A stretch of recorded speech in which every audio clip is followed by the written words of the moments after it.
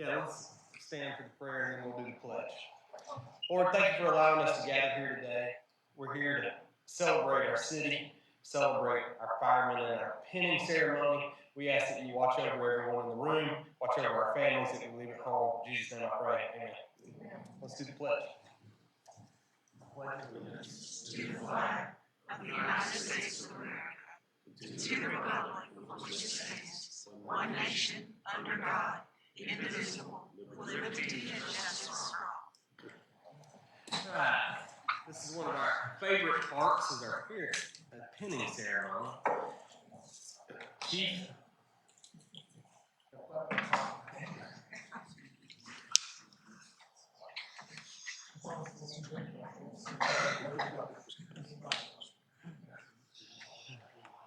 So tonight we're going to swear in 2 lieutenants. The bond is growing and changing. We swore in some 2 months ago. This walk into the room somewhere, step down, we go back to part-time status. He's still a very active member of our department. And Patrick Stewart stepped forward and went through the testing process and became a lieutenant about 2 weeks ago to take the position. And now we're going to swear him in. I already know Chief Juliet's here. But I'm going to call 2 of those gentlemen up. Come on.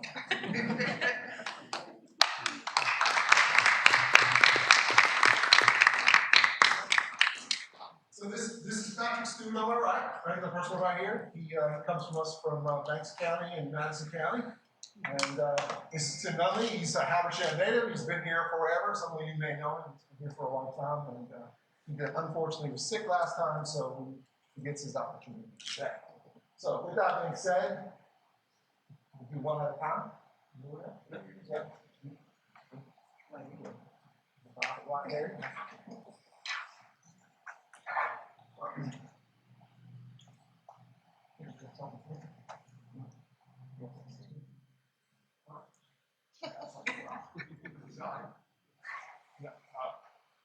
So you go first, Patrick? Sure.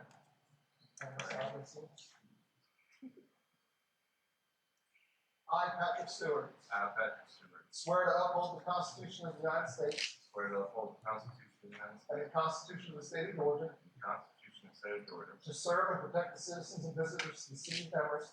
serve and protect the citizens and visitors of the city of Demorest. I understand that my job comes with inherent dangers, I understand my job comes with inherent dangers. and I swear to use all my skills and training to protect I promise to use all my skills and training to protect and save lives and save lives wherever I may be, wherever I may be. and represent the city of Demorest with pride, Represent the city of Demorest with pride, integrity, integrity, honor, honor, so help me God. so help me God.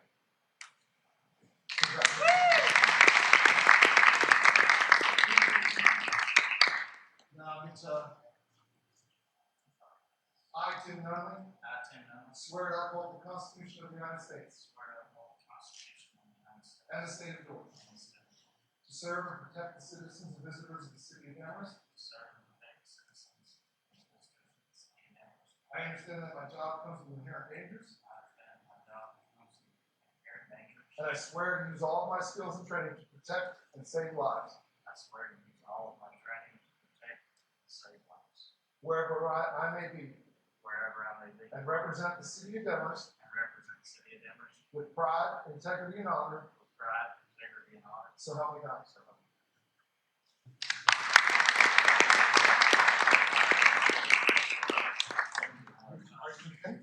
Yep. So you go first. Sure. It's tradition that someone who cares about these individuals place their brass on them. They all get one bugle. Firefighters don't have money symbols, but when you have one bugle, you're a lieutenant. 2 bugles side by side, you're a captain. 2 across, you're a battalion chief, and so on and so on. You get one bugle.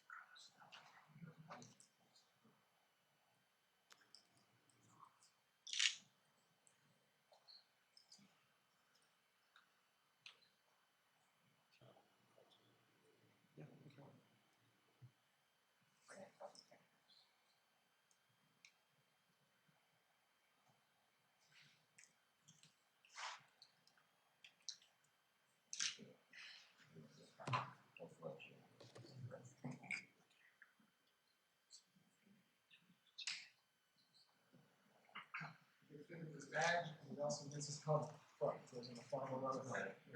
Thanks, sir. Want to bring your family up? No, come on. Oh, okay, man. come on. Some photos, stay. Come on, you gotta come up too. Mom said all right, but Ann said no. All right. Records.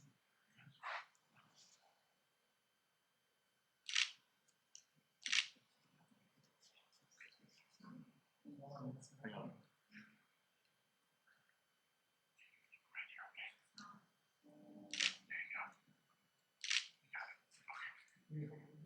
Very nice.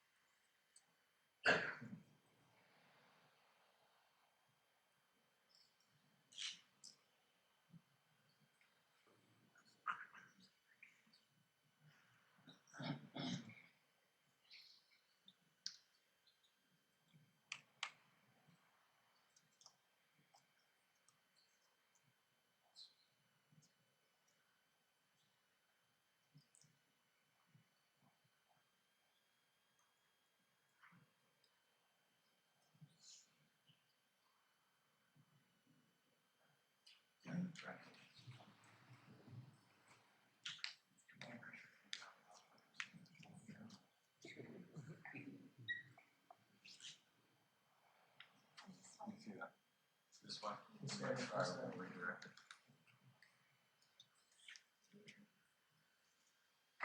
Stuart.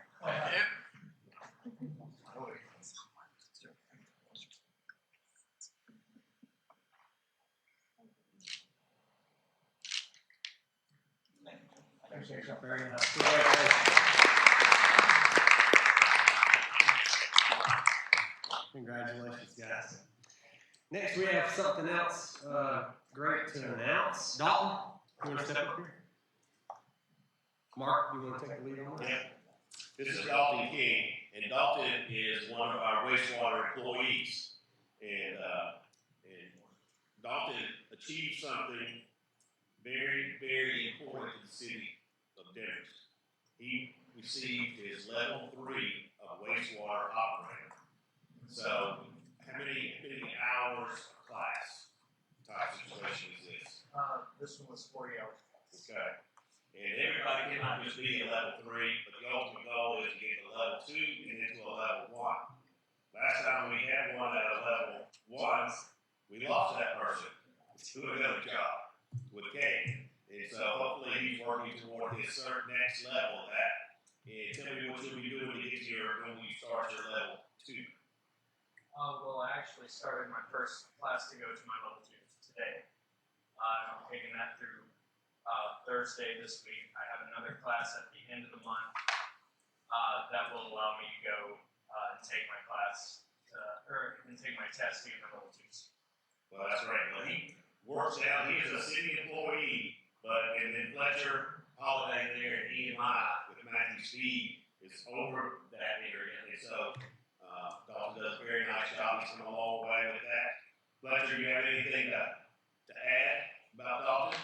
Congratulations, and Dalton's doing a great job down at the facility. And Dalton, you'll turn around there, come get a picture with you, please, sir.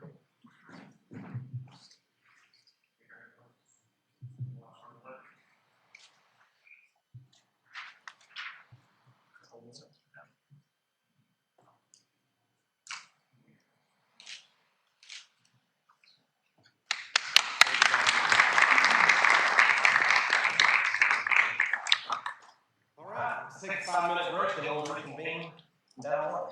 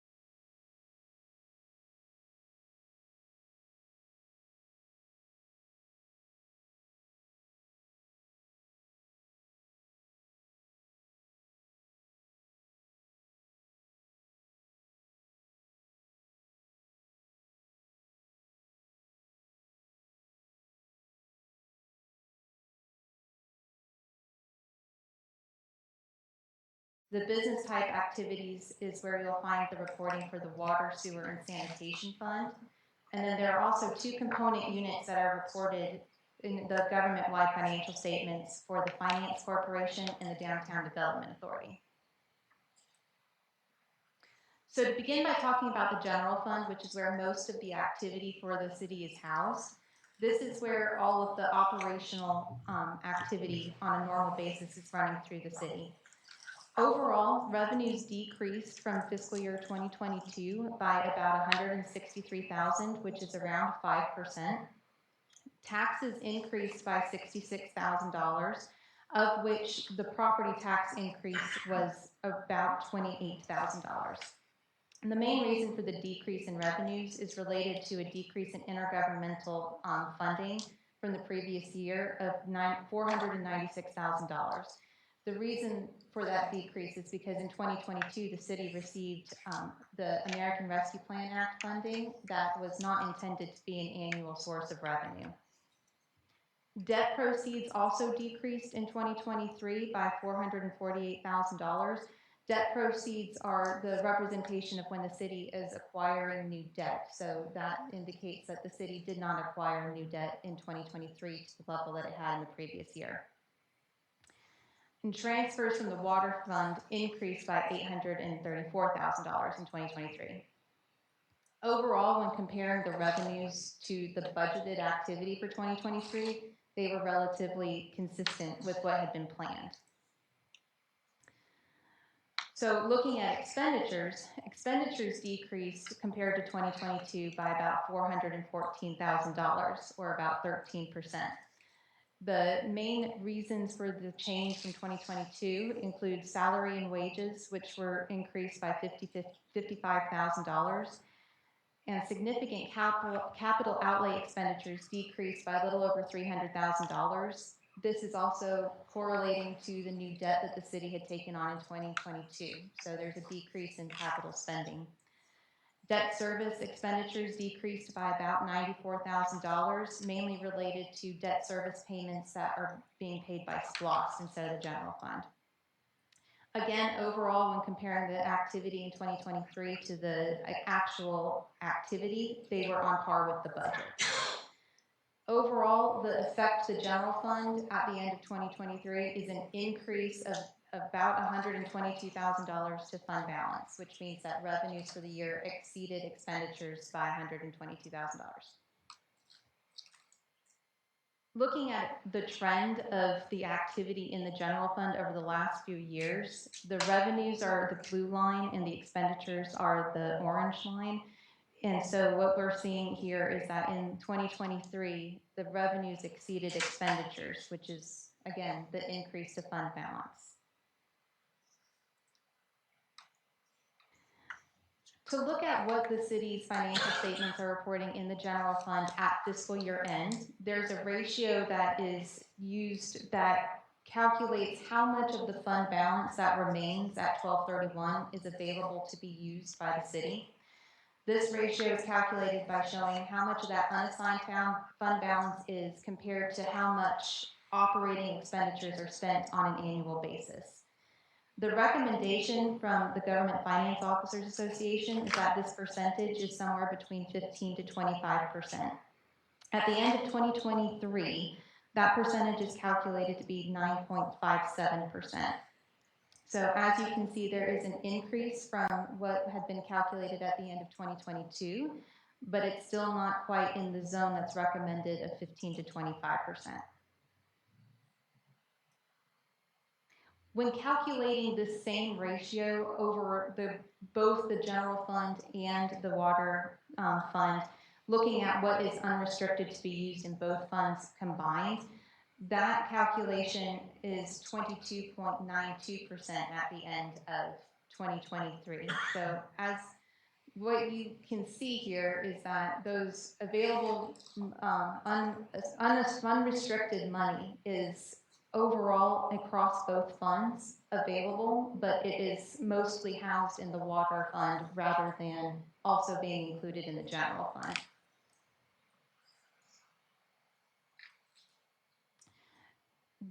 looking at the trends of the cash balances that are being held by the general fund, at the end of fiscal year 2023, the amount held in cash in the general fund is just over $241,000. This is a decrease from the previous year that's mainly related to debt service payments. While talking about debt, the long-term debt that's being held by the governmental activities is around $400,000.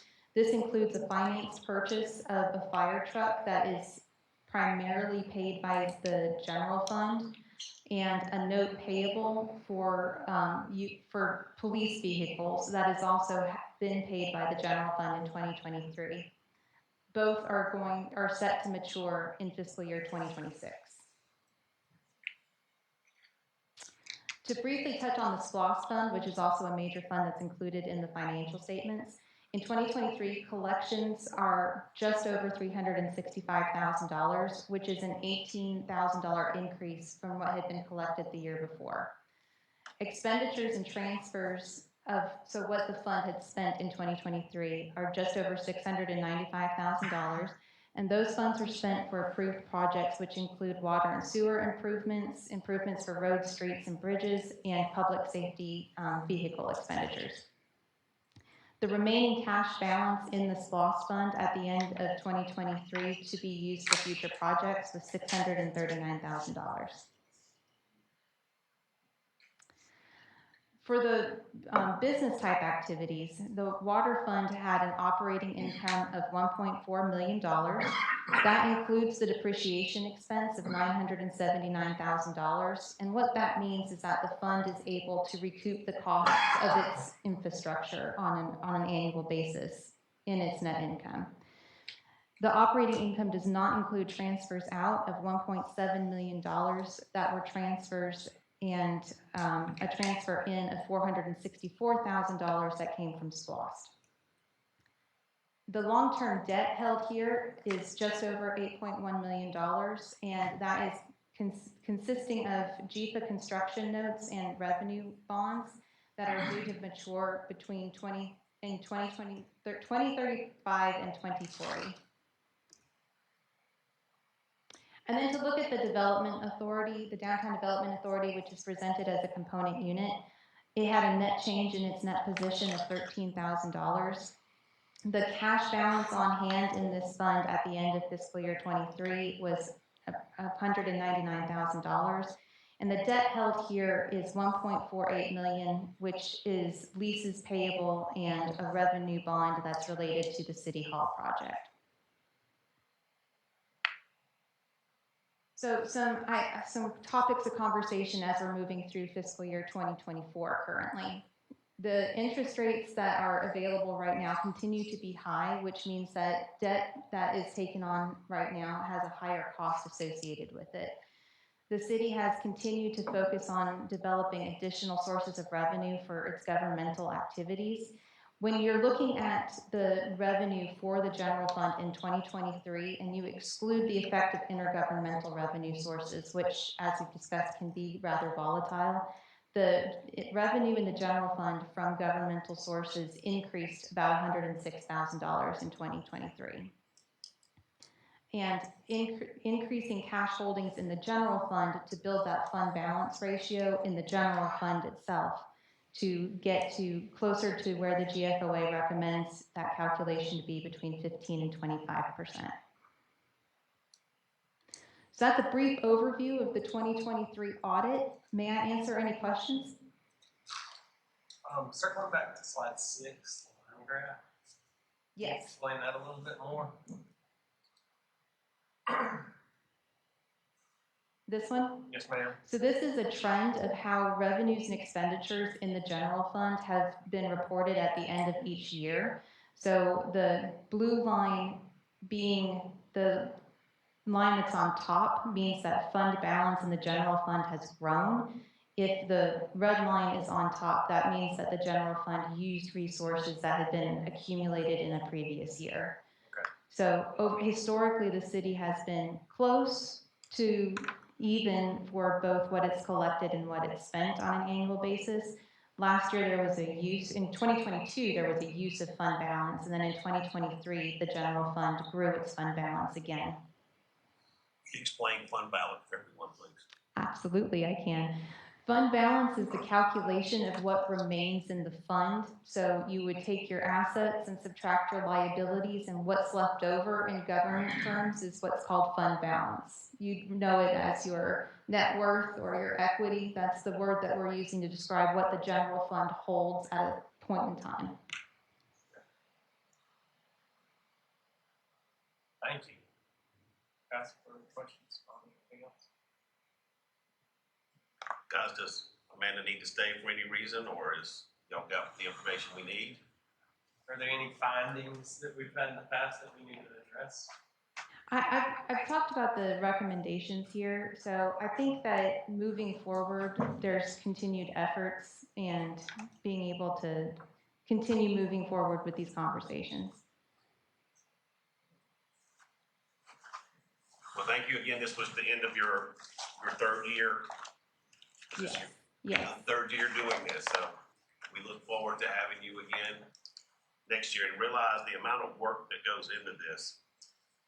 Amanda will send to us an email starting in January, and she doesn't come until the latter part of March. And between Megan, Rhonda, Sarah, and Medlin, there's all this documentation they have to upload for them to start reviewing before they ever show up to on-site. And then they spend about 3 to 5 days sitting in my office going through the other documentations. And the government has, for the audits with FASB, has required more documentations. So last year was really over the top, and then this year was about the same. And for instance, one of the things was we had our payroll audit, which was the first time. And we had one outstanding issue back in July of 2023. One of my department heads forgot to sign a time card. And that was the worst thing that we had done. And that was the first time Megan had been audited with that. And she did a fabulous job with that. And but it does take a whole team of City Hall to get ready for this audit and the amount of work that Amanda and her staff does. So thank you very much. Well, thank you to you and your team. An audit is definitely a long process, and we're always grateful for all the attention and consideration that the city provides us. Good. Well, thank you very much. Thank you. Any other questions?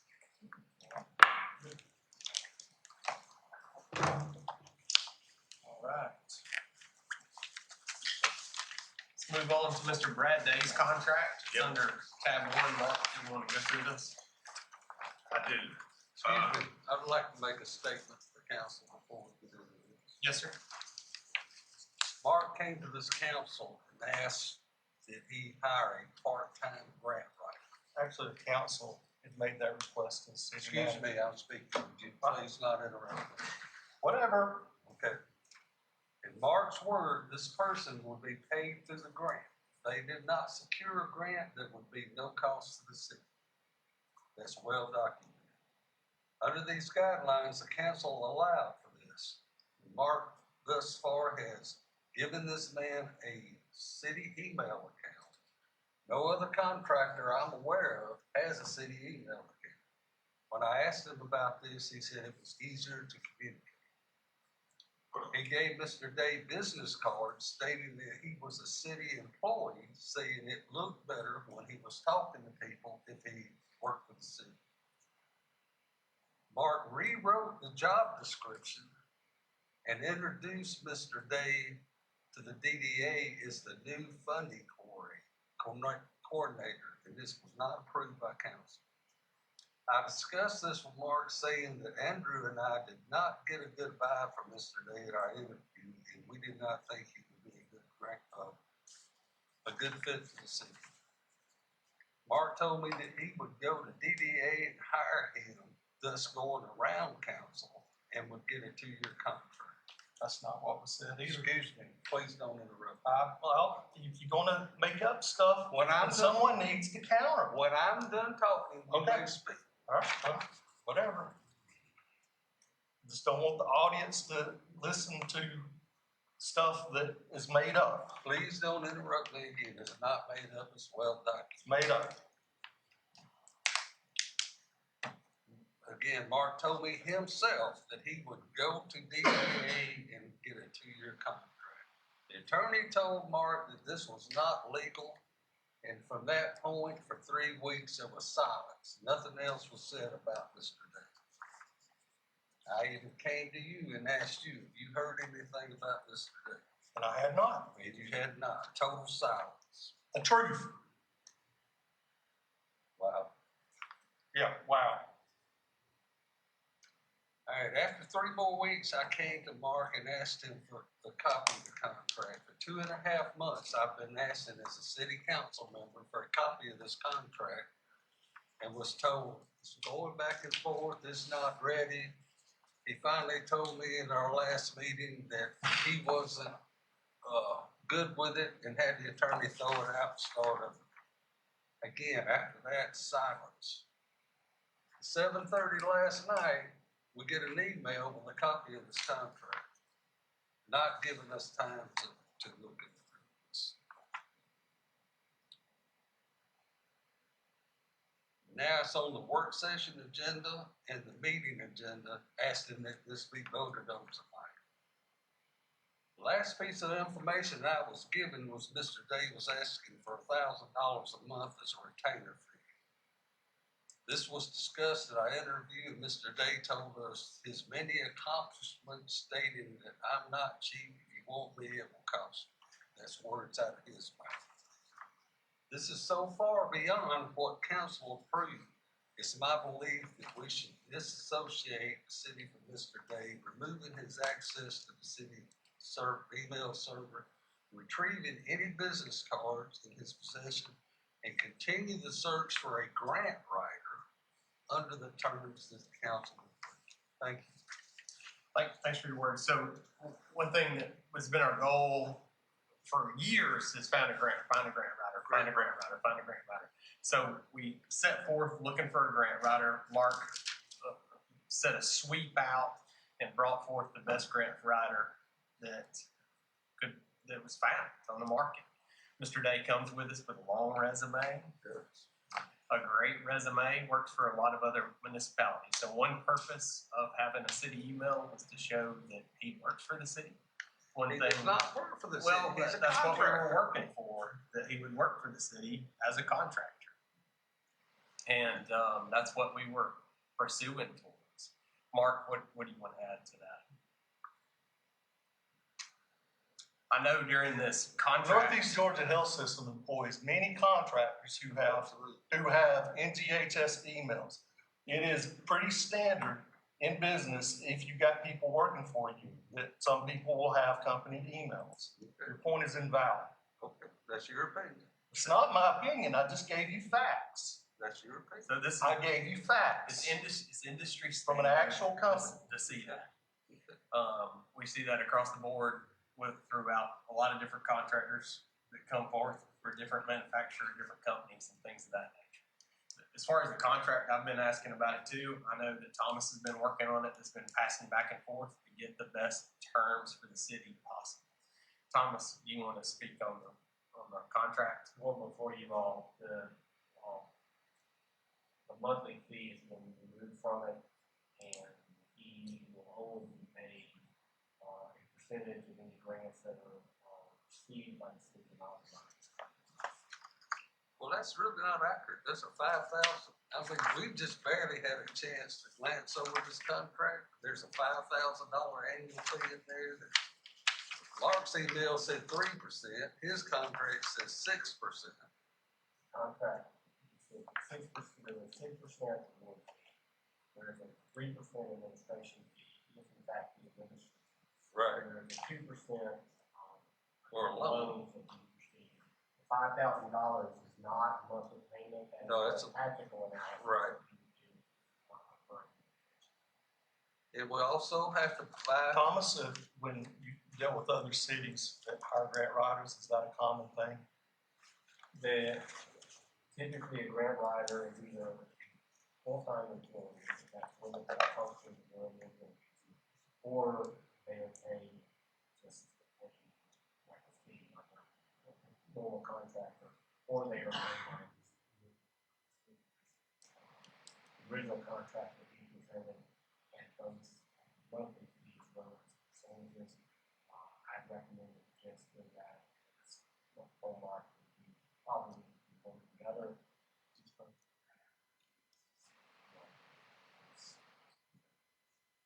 So it's a commission based with a cap. So if he doesn't find anything, write any grants, he doesn't get paid. So he works like he gets paid. So works hard. But it puts also things in. states in there that if he decides to go out of state, we gotta buy his airplane fee, not just in business class. We gotta pay for his hotel, his meals. Why would a grant writer need to go outside the state? You've ever heard of networking? I have, Okay. They are associations that Brad has. that we will have to pay for. Can I finish? Absolutely. Now, he has X number of municipalities that he works for. It is discussed that it would be split amongst those Right. that he is representing at that event. Because again, grants are about networking and about who you know and what you know. Okay? It's so- my opinion that Can I grants. talk? Can I? Really? Well, yeah, go ahead, then I'll say. Okay, thank you. Okay. And so that part is very important with that. But we would approve what he's going to do. It's just not willy-nilly he's going to fly to New York to go see something there. We are going to have these conversations, just like if I want to go do something, I'm talking to y'all. This is where I'm going. Y'all wouldn't take this class right here. It's well known up front. He's just not going anywhere to do that. If it's not pertaining, if we're pertaining to a Georgia DOT grant, the odds of him going out of state, he's just driving to Atlanta. If he's working on a park grant that somebody else has done, he's going to that city. So I don't foresee that being an issue. And if you would like to strike that and discuss this, you make the motion to strike it. Strike what? The parts that you don't like, sir. Strike anything out that you don't like. And if you want to table this, table it. And see if you got 3 votes. We need to table this. But that's your discussion. That's right. That's for you to decide. But I will tell you, that entire 90% of what you read off is a lie, my friend. It's That's a lie. your opinion. So That's right. It was a working through. It was a working through. Excuse A me? lot of those What did you things say? aren't Every inaccurate. bit of it. I have the Okay. floor, guys. I have the floor, guys. Excuse me. Conversations. Excuse me. I have the floor. A lot of those things were a work in process all the way through. So when we're working through those things, some things are going back and forth, and some of those things were early conversations. They're not what we're agreeing on today. And we do have different terms outlaid today that are better for the city, that are competitive for us to reach out and find all those grants that are on the market.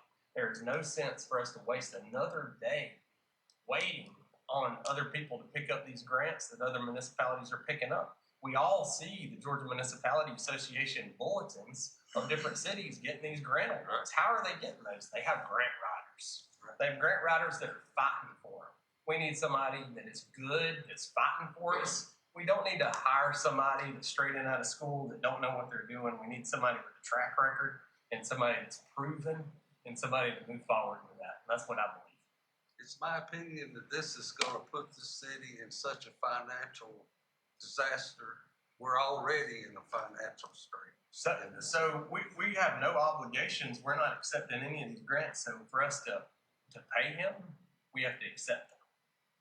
So for us to accept those That's grants. not what the contract says. Thomas, do you want to go through? Is that what the contract says? The contract says, that he only gets paid his grants that are properly authorized by and received by either the client and the city or authority of the client. So if there's grants that are received by the DDA that he's part of, then he would be paid on that. He gets paid a percentage of monies authorized and received by. Is that not different from his association fees we have to pay if he decides to go on a trip? No. Does he have to get a grant approved for us to pay for his hotel and his airfare? That's not what the contract says. Those are business expenses. Business expenses that the city will have to incur.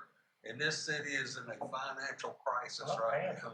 We cannot afford Mr. Day. There are I don't cheaper see how we options can't out afford not to.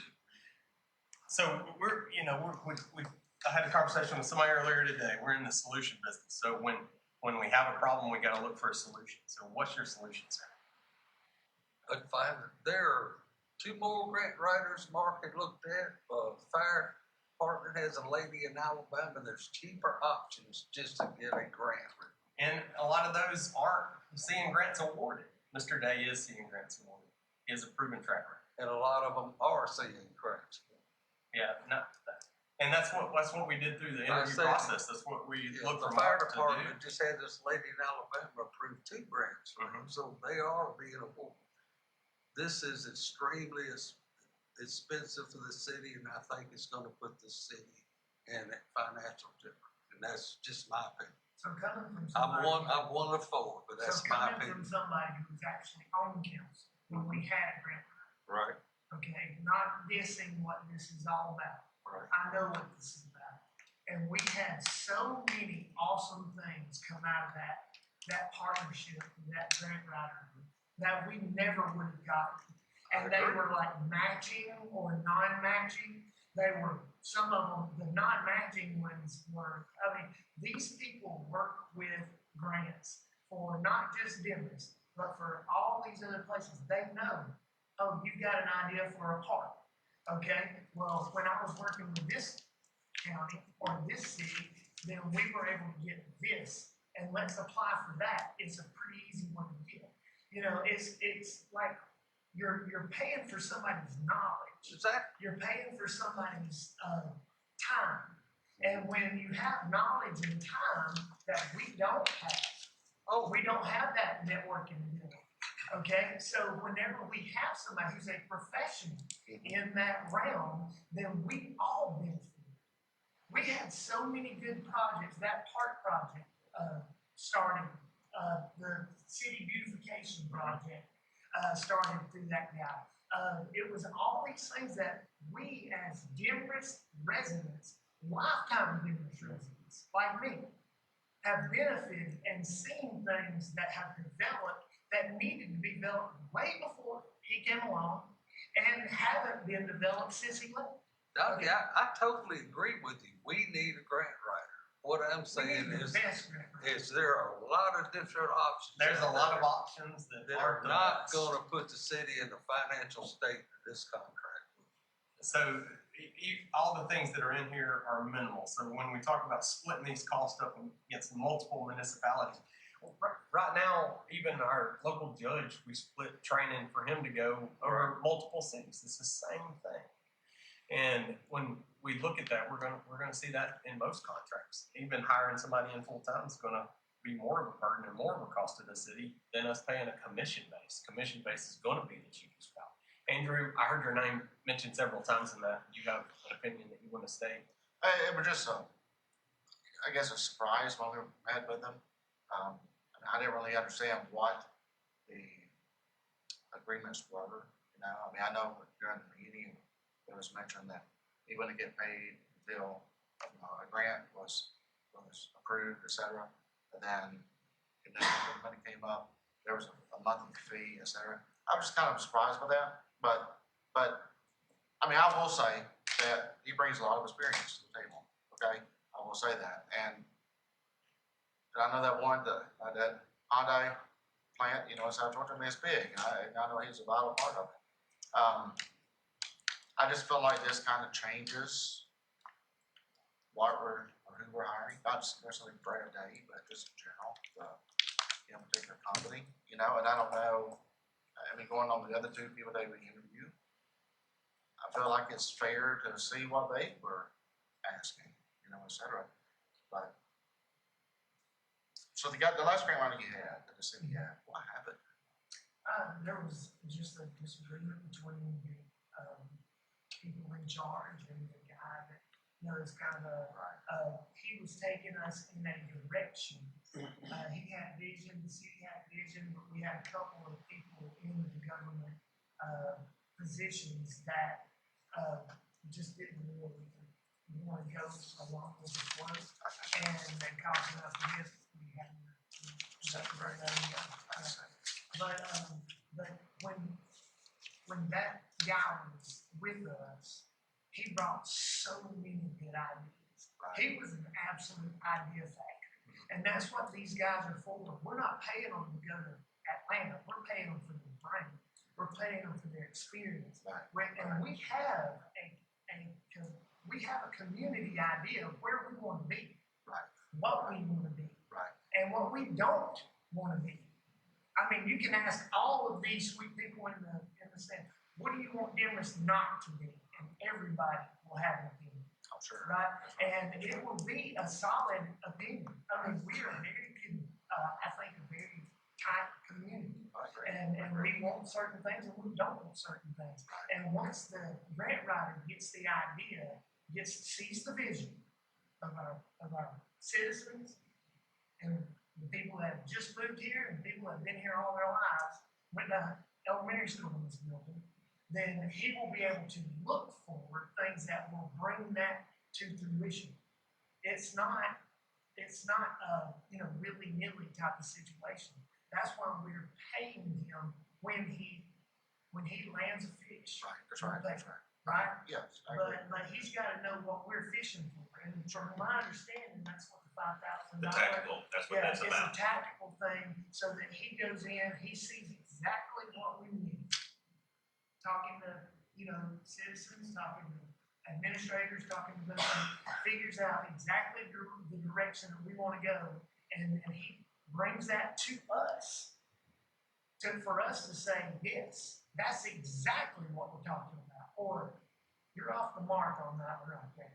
Okay? Then he readjusts, and then off of that platform, he will find the grants, if they're matching, unmatching, and he'll bring every one of them to us. It's not like we are forced to take somebody's opinion.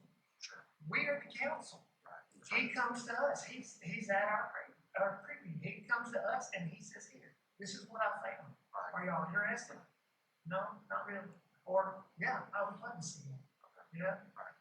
We're not throwing the dice. Right. Well, I appreciate it. I mean, I'm glad that you've gone through this before. I haven't personally, so I appreciate that. And that's something our city's been lacking ever since we lost him. And Donnie and I do remember him being here and all the things he got for us, and that's why I've been so pushing to get a grant writer. And not just a grant writer off somewhere, a grant writer that we can lay our eyes on, somebody local, and somebody that we're going to see from time to time. And that's what we have here in front of us. And again, I believe we need a grant writer, but we don't need what was the word? Coordinator, financial coordinator. We need a grant writer. So, and it's all about perception. So when we look at perception, and then circling back to even the contract through the DDA, a lot of these different contracts are written through the DDA. So a lot of DDAs do have grant writers under their umbrella as well that funds the city, and that's a big part of DDAs as well. But I just thought it was a slap in the face that this gentleman told me.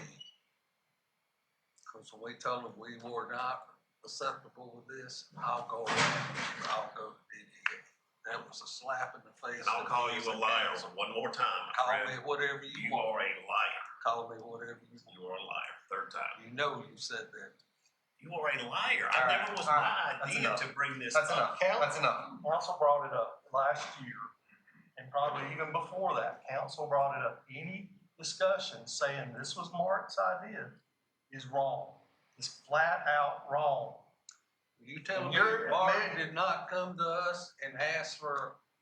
I'm telling you that. I am telling you that Mark did not come to council and ask for it. He did. He did not. He did not. You're a liar. No, he did not. That's enough. Council did last year. You want to go back and you look at the budget for last year. It was in the budget for last year. We'll move this along for a vote. We're going to call this for a vote this evening. Thomas, do you want to add anything to the contract that you want to highlight? The one that Brad Sanders got, there's one paragraph that's repeating one of the places that previously said 2 years. It's changed to 1 year in one place. So the contract that we're looking at voting on is a 1-year contract from today. Correct. Now make a motion that this be tabled. This till is a next work session. All right. So next, let's move on to discussion of streetscape design. Mark, you want to move into that? This is leading right on to why we need a grant writer. This is something that we were looking at, that we heard about from the DOT. They had a short funding opportunity open up to do a streetscape. So there's a grant right here in front of us today. When's that deadline for this? August 15th. Thank you, sir. So without a grant writer, this is no more. So this plan that we have here in front of us is looking at a streetscape schedule, and there was many different grants applied for on this. And Mark, how many different grants were looked at on this? A lot, I don't remember, but there's a lot of things happening here. Jerry, Sir. I'm sorry. No, go ahead. What you're seeing up here on the screen, folks, I know you can't see all the dates up there. This is proposed phase 1 improvements from 2008 to 2009 and phase 2 improvements proposed from 2010. This is not a new idea. This is something that the city had worked on back when Sammy Smith was here as public relations and with the Yeager company out of Gainesville. So we were able to find this sheet when Jerry brought it to my attention. And my instructions from the grant folks was to dream big for something that you would want. We've got a fantastic downtown with the streetscape going across Georgia Street both ways there. Some of the light poles out here. So I took that plan and I found the contractor that bought out Yeager company out of Athens. And Rhonda, if you'll go to the next. Those are big numbers right there. And to tell you what they are, it's a total of, that's a total of $2.2 million. Go to the street maps there. And this first one right here, and I'm sorry guys, this is the easiest, I don't have any other better way to show you this, but this is central, starting right out here. Well, go back, go forward, go through some more. That's on the other end. Keep going to where it's on Florida Street, where it starts at Florida. That's it. Basically what we have in these 4 maps right here is starting at Florida right here in the curve, all the way to Demorest Mount area. So when you think of like the downtown stretch, that's kind of the stretch in there. And it is doing a true streetscape through there. And it would be sidewalks, it would be light poles with electricity, the way they've got the outlet boxes on them. It's a strictly a proposal, no neighbors, no property owners have been discussed. So we thought of this, even to work with DOT on the bridge where you can have the street lights going across the bridge and that being our true throughway through the city. The next one goes to the City Hall block. So if you'll go, that number right there on that page is 2 million. Go to the next page, Rhonda. The next page is 2 million. And all right, go to the maps, please. All right, that is taking the 4 sides, really 3 sides, because the front side over there is on Central, taking Alabama, North Hazel, and Florida Street, and doing the same streetscape around City Hall here. And then it continues down North Hazel, you can go to the next one there, to Holly and Georgia, to do the same thing through there. Again, we have not discussed this with any neighbor. This is just telling the public about what we're looking at. Hazel, not North Hazel, right? Yes, yes. And then it would take you to the strip of Holly, right there to Georgia, and then it would go all the way up to the end of Georgia Street, because from one end of Georgia to the end of Georgia right there at Piedmont and Johnny Mize, that whole section would be complete as a view there. The next section,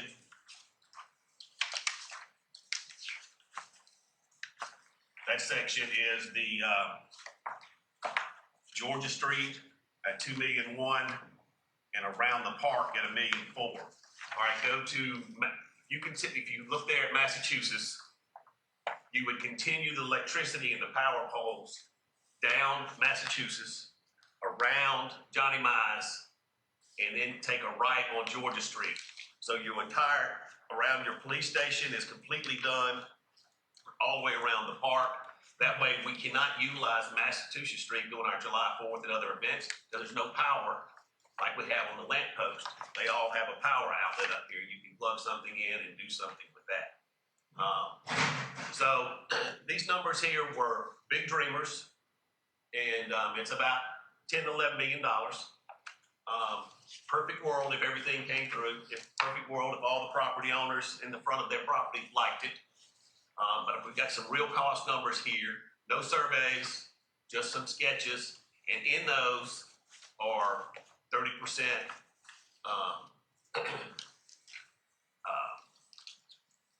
Just lost my words there. 30% budget for overruns or anything like that. It's the survey, it's the design, it's the materials, things of that sort. So Brad and I have been working for the last 2 months on this, and he's been working without a contract. And he has presented these to the grant folks. They like the big picture of what they're seeing, and we have until the 15th to finalize these. So this would be something that he could get paid off of, but it's 3% or a max of $30,000. 3% of $1 million is $30,000. If he got his $10 million, he's only getting $30,000. He's not getting 3%, unfortunately, of the $10 million. And if we wanted him to be the grant administrator, he would get up to $45,000. A project like this is a 3 to 4 year type deal. It's a huge deal. Even if we only get one section, it's still, and that's where he was asking for the 2-year time frame, because he says, if we get a grant and it's $1 million plus, we're not getting the money 6, 8 months. And then we got to work our timeline. That's why he was asking for a 2-year to allow for that. We allowed for the 1 year, which we'll just have to renegotiate or whatever we do at the end of that. So we are well into this. We're well into looking at a park grant for Walker Mountain Elementary School in Claremont has done a new park where it's handicap accessible for wheelchair, etc. So kids of all ages and situations can get to those. We're looking at, when we see the water and sewer amount of money, we're already looking at those type of grants. So we're well into many different chapters of working through that strategic planning that he did. This is how we're starting to lay these things out right now. This right now, I'll be glad to show anybody this afterwards or anytime in my office to go through this. These are not perfect worlds. This is the information to get us in the game. And that's what we're trying to do here. So the main thing walk away with, this is for public information tonight. Some folks may like it, some folks may not. And we're just trying to gather information at this point in time. Unfortunately, going back to 2008, we had these drawings which cost a tremendous amount of money there that we didn't have to pay for this time. So we have. Well, what's the cost of the city on this project? So there are some additional funding that the DOT filled us in about that. But then when we start looking at each project individually, then they'll start talking about this funding. I talked to the DOT lady about what we have left in SPLOST that's allocated towards streets and sidewalks, and some of that would have to be used to fund this project. But a main portion of our match is going to be in what we'd already spent on these drawings from years ago. So it's great that we can use that. So we're credited with what we've already spent as far as any kind of match. Cool. And right now, we're just trying to get in the game. Yeah. Because if we just say we can't do a match, well, we're out of the game. Yeah. And again, their match may be too high. And guess what? We're out of the game. Yeah. But I don't know until I can get all the information. And she said, let us know what you can do. I said, well, the only thing that we are financially able to do is is what we have allocated as SPLOST, which that's allocated directly towards streets and sidewalks that we promised our citizens that we'd spend that on the sidewalks. So this would encompass all of that and utilize those dollars. And we'll talk about SPLOST in a little bit. Some of the worst sidewalks are in that area. Correct. Correct. Well, when you gave her that dollar amount, what was it? What did she say? Yeah, when She she said, gave her, she said we figure it out. figure it out. I guess the infant stages. Because we've got all the applications and everything. To be able to do anything. But if we don't get it in the next 9 days, We're out. yeah, this is the garbage. Who's doing the application? Brad and I. That's right. So without a contract, Mr. Day started helping him on this to get it all allocated in, get this in motion. Because again, I could put together all of these maps and the cost, but I didn't have the contacts to take it to the next level.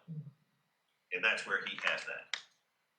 On a personal level, I love the fact that this is coming back to the table. It's a shame when it was dropped. We spent so much time and so much money trying to decide what we wanted that Demorest corridor to look like. And then just, that was disappointing. I'm glad at least looking into it. Any questions? When will we know what the city's financial? That's a great question. Mr. Day, can you answer that? Sure. And I appreciate the mayor's modesty on how he's been working the politics side of this. Thank you. Yes, sir. There are some in this program. There are some accommodations for cities that are smaller than 5,000 in population, where they're willing to compromise on the match requirements. And that's what we're trying to negotiate right now, is to get as low or no matching funds as possible. But no obligation on the part of the city would be required until all the numbers were in, and that it would be brought back to this body for approval. So it might be 6 months, 8 months before we know what the bottom line is. Before we know, but if we don't meet that deadline, then We're out. we're out. So this has been something I've been in conversations about for months on just trying to get the wheels in motion to get this to this point tonight. So I was excited to see it here, excited to share it, because it's been something that's been moving along. Anything else? All right, next is discussion of Habersham Meadows replat. Yep. If y'all will go to the page that's got the yellow highlight in the box right here, that is exactly what is happening. It's on tab 3. Y'all look through that yellow tab there where I've written that in there. Basically, it is a replat of the existing plat that goes back 15, 18 years. When you turn that page over to the first part of the plat, it says existing plat. You will take notice of lot 56, 57, 56, 63, and 64. And then I promise space there. That's right. And then you go to the next page, which is the replat. What they're trying to do, in essence, is move where the mailbox kiosk was on 56, they're moving it to 67. 60. What number is that? 63. And then they will have these other lots to build the houses on. So the bottom line is they're trying to repurpose some unbuildable space to make that the kiosk space. Take the kiosk space and the open space there and turn them into lots. And Tina, 4 instead of 3. There, say that again? They're changing 3 lots into 4. That's correct. Correct. And Tina is here as one of the real estate agents, actually involved in this when she works with Chad Black, who is the owner and the seller of this.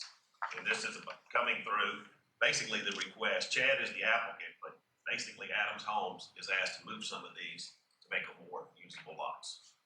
Tina, anything else you'd like to? I'll just say, if anyone's seen this development, these lots, all of those lines represent walls, and slopes.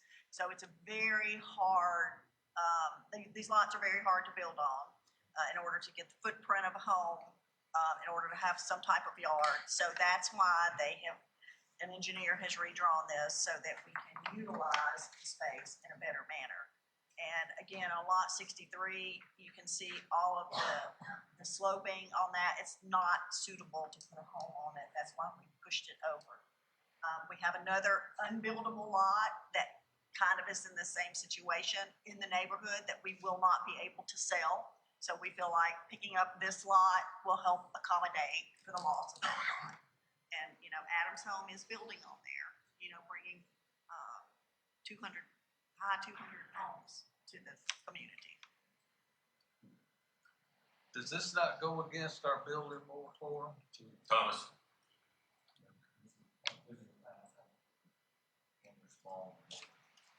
So it doesn't go against our building.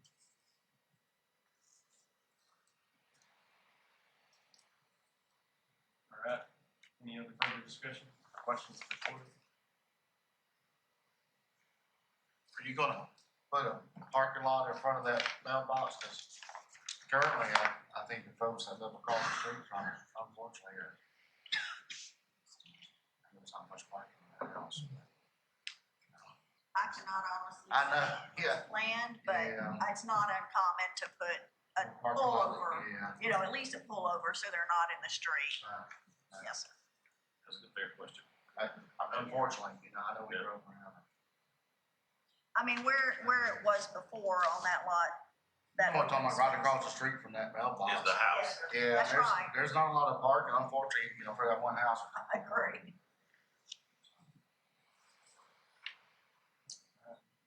Any That could other be a questions?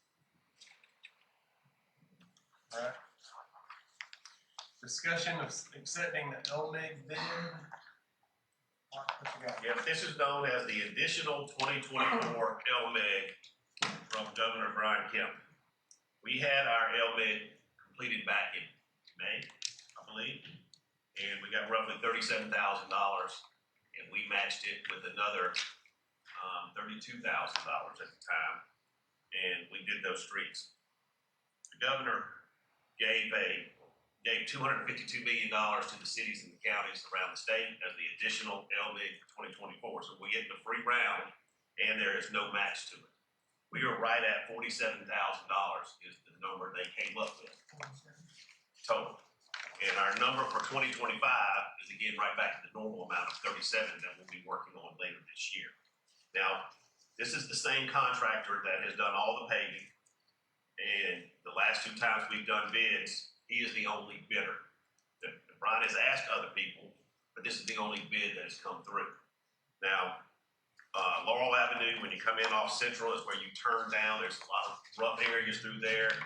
Alabama Street is on the other side of Central, going up the hill in that drainage area right through there. Florida Street is the one to the right of us that is just alligator all the way through. Johnny Mize is coming off of Laurel, crossing Georgia onto Massachusetts. That's the one that's in the curve by the art building, that's got all the rocks and it doesn't go all the way to the sidewalks. And we will be taking care of that. And Fisk is a section out here. Part of the street is in the city, and the majority of it is not. And we're taking care of the sections that are in the city with that. Brian, you have anything you want to add to any of those? And the speed bump. And the speed bump back here going back on Double Springs. Has nothing bigger than what's on top. What's not in the city? No, Fisk has other parts. We're just doing the parts of Fisk that are in the city. Am I not correct with that, right? That one's gonna be just some 100-foot patches where the 3 layers are potholes. Okay, yeah. Instead of doing the whole road, try to fix those 3, I think there's 4 100-foot sections. Okay. Where's this guy again? Say again. Where's this? Back east. You know where Sherwood Clinic is? Okay, all right, okay, yeah. Right where it goes down. Okay. If I can bottom, I mean, there's not in the bottom, but there's like a, speed hump that's on there too, isn't it? Yeah. Okay. Now, his bid total is 58,706. And he said it was the second page here that he would discount it. We did all these at one time at 56,000. So roughly we're $9,000 over. And, we could use some of the SPOS dollars from roads, streets, and bridges, or Brian and I can work through this list to deduct the exact difference off one of these streets. So I will let y'all. Also, with Johnny Mize, I think he measured the whole road instead of doing just that little piece to catch the road to the bottom. Yes. So I think we may get $5,000 to $6,000 off of that. Okay. So, maybe close to where we want to be. yeah. Maybe y'all can put it where Brian and I can prove this, where Brian and I negotiating final number as we get through I there. appreciate that. I'd like to try to keep a Well, lot of money Yeah, allocated. that's fine. Just worst case, we'll just do the exact amount out of that $47,000 from the government.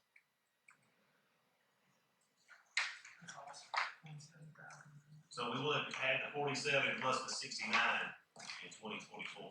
We finished this. Our SCADA upgrades, other water department expenses. Mark? Yeah. Electric. Where we at with this is I didn't put the bid sheets in here because we're kind of circling the wagons a little bit. We have the 2 bids, they're close with each other, and but that's dealing with the cellular and with the radio. But Jerry brought it to our attention that back 10 or 12 years ago when Abersham and Appalachian Broadband came up, that Jerry remembered y'all approving some agreements with them that they would give the city internet space on our tanks. So we can't find a document, okay? So I've asked the others to check on their side. Now, you remember that? Okay.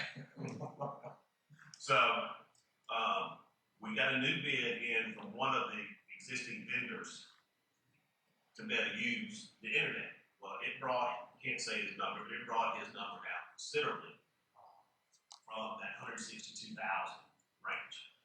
And so, we're now asking Trailways for them to give us their cost for us to have any of this, especially with the original agreement that was out there.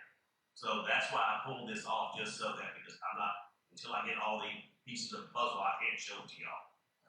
So anything from Brian or Fletcher on that?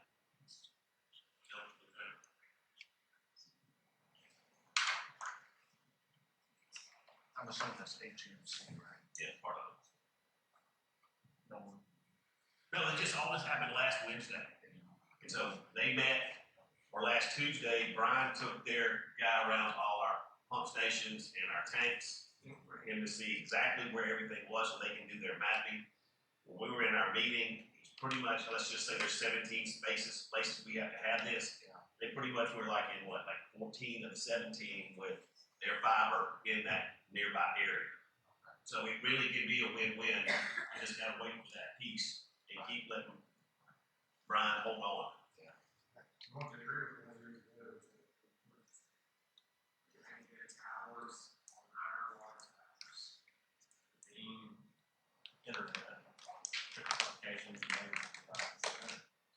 So I'm sure that technology has merged very. Sure.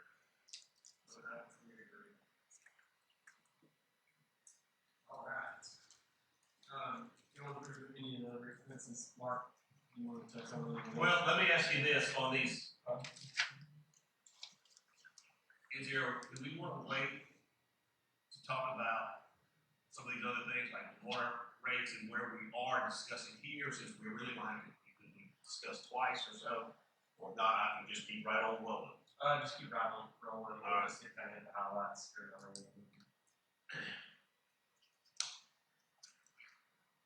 You know, to talk about the water department expenses, Fletcher, Brian, y'all feel free to chime in if y'all want to come up here or anything like that. But what I ask those two gentlemen to do is look at what not that what we want for our water and sewer department, but it's what we need for our sewer department. I got pump stations that are 25 years old, needing improvements. Garrison Road well is offline. SCADA, we're still trying to figure out where all our lost water percentages are. We got the I&I with infiltration into the wastewater. And I've got many of the city lift stations are antiquated and need improvements in the current SCADA. We've got these pump stations that are 25 years old. Guess what the pump is? 25 years old. And we have been lucky to have these still going at this point in time. So it's not like there's a couple extra pumps and motors sitting in storage somewhere. Like we paid the 20-something thousand the other day for Sweetgrass. For our water system, we've got some old lines that need to be replaced. That's roughly $4 million. And those lines could be leaking. Garrison Road well improvements is 2.5 and 5.5 million. SCADA as a round number is 200,000. Highway 17 booster station is 55,000. Lake Creek connections to the Tacoma system is 75,000.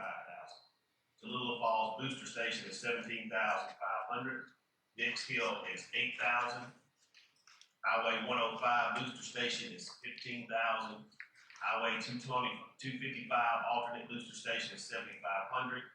Habersham Mills booster station is 7,500. Water plant booster station is 7,500. Iron ore booster station is 12,500.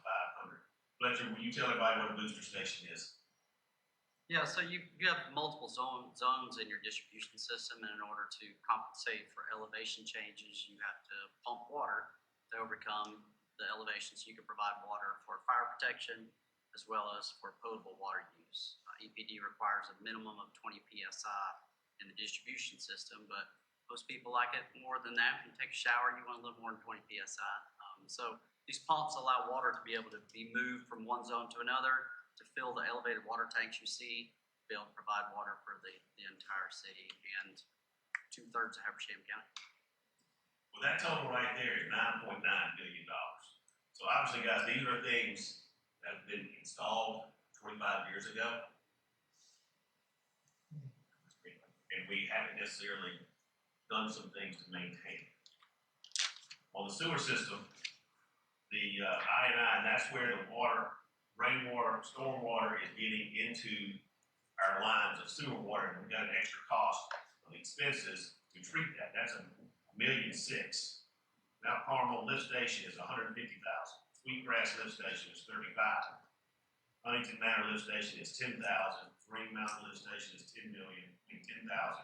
Fairview Elementary School lift station is $40,000. Compactor classifier influent structure is $125,000.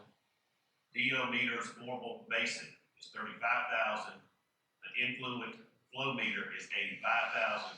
Spare parts, pumps, and mechanical is $10,000. That number right there is $2,075,000.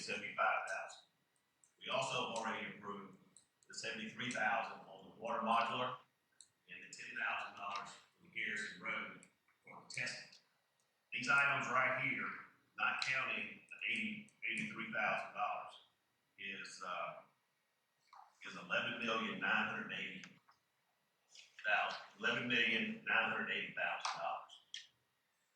And then Brian, on top of that, has to have, he needs to trade in the 2018 the backhoe, and a brand new one costs $88,000, and he's thinking he can trade in the other one $40,000 for a difference of $48,000.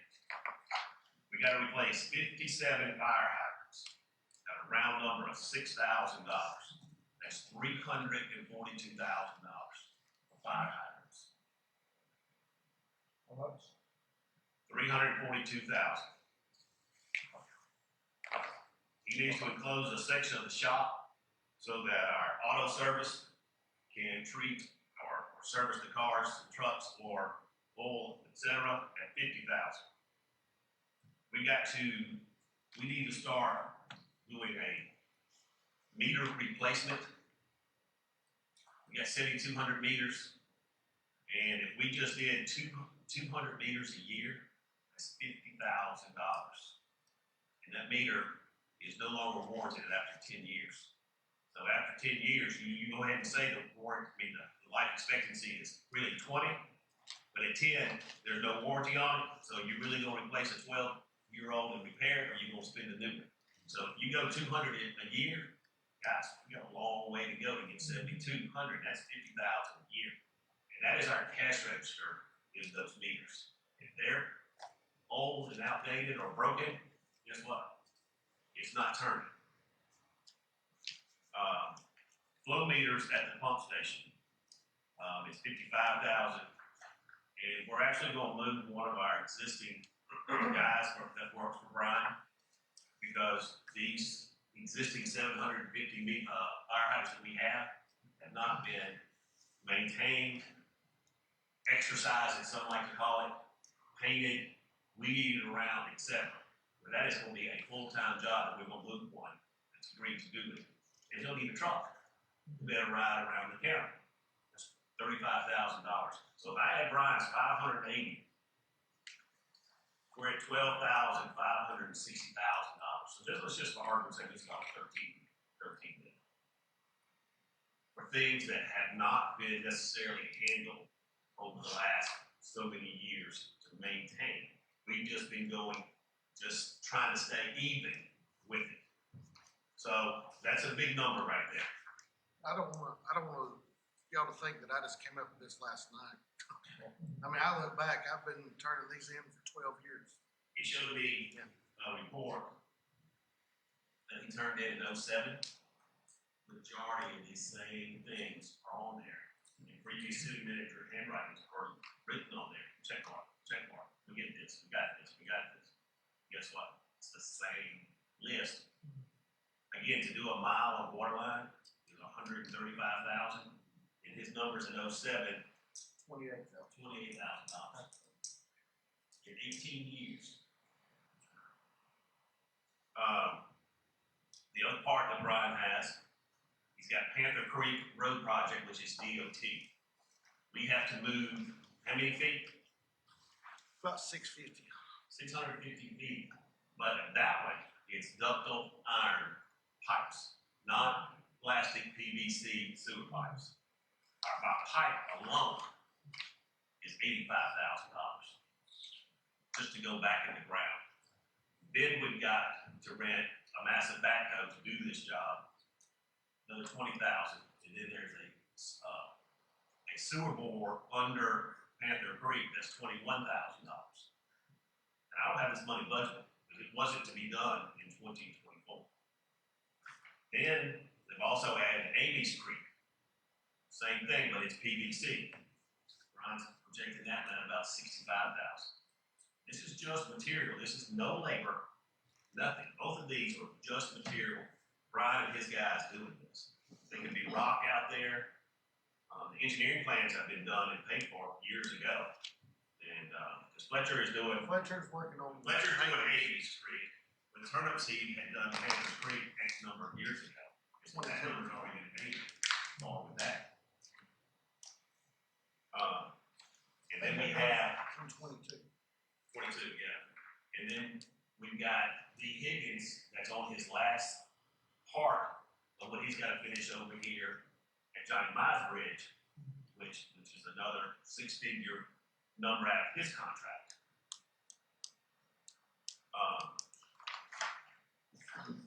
And then if I take a round number at this building, if we want to move the post office into this building, there's certain things we've got to do. We've got to build a parking lot, if y'all approve, for in the front. We've got to redo the exterior of this building. We want to move, if remodel City Hall from there into this section over here. If we want to move the police department into that side, there's some improvements that we have to do down there. For round numbers sake, I put it in at $400,000.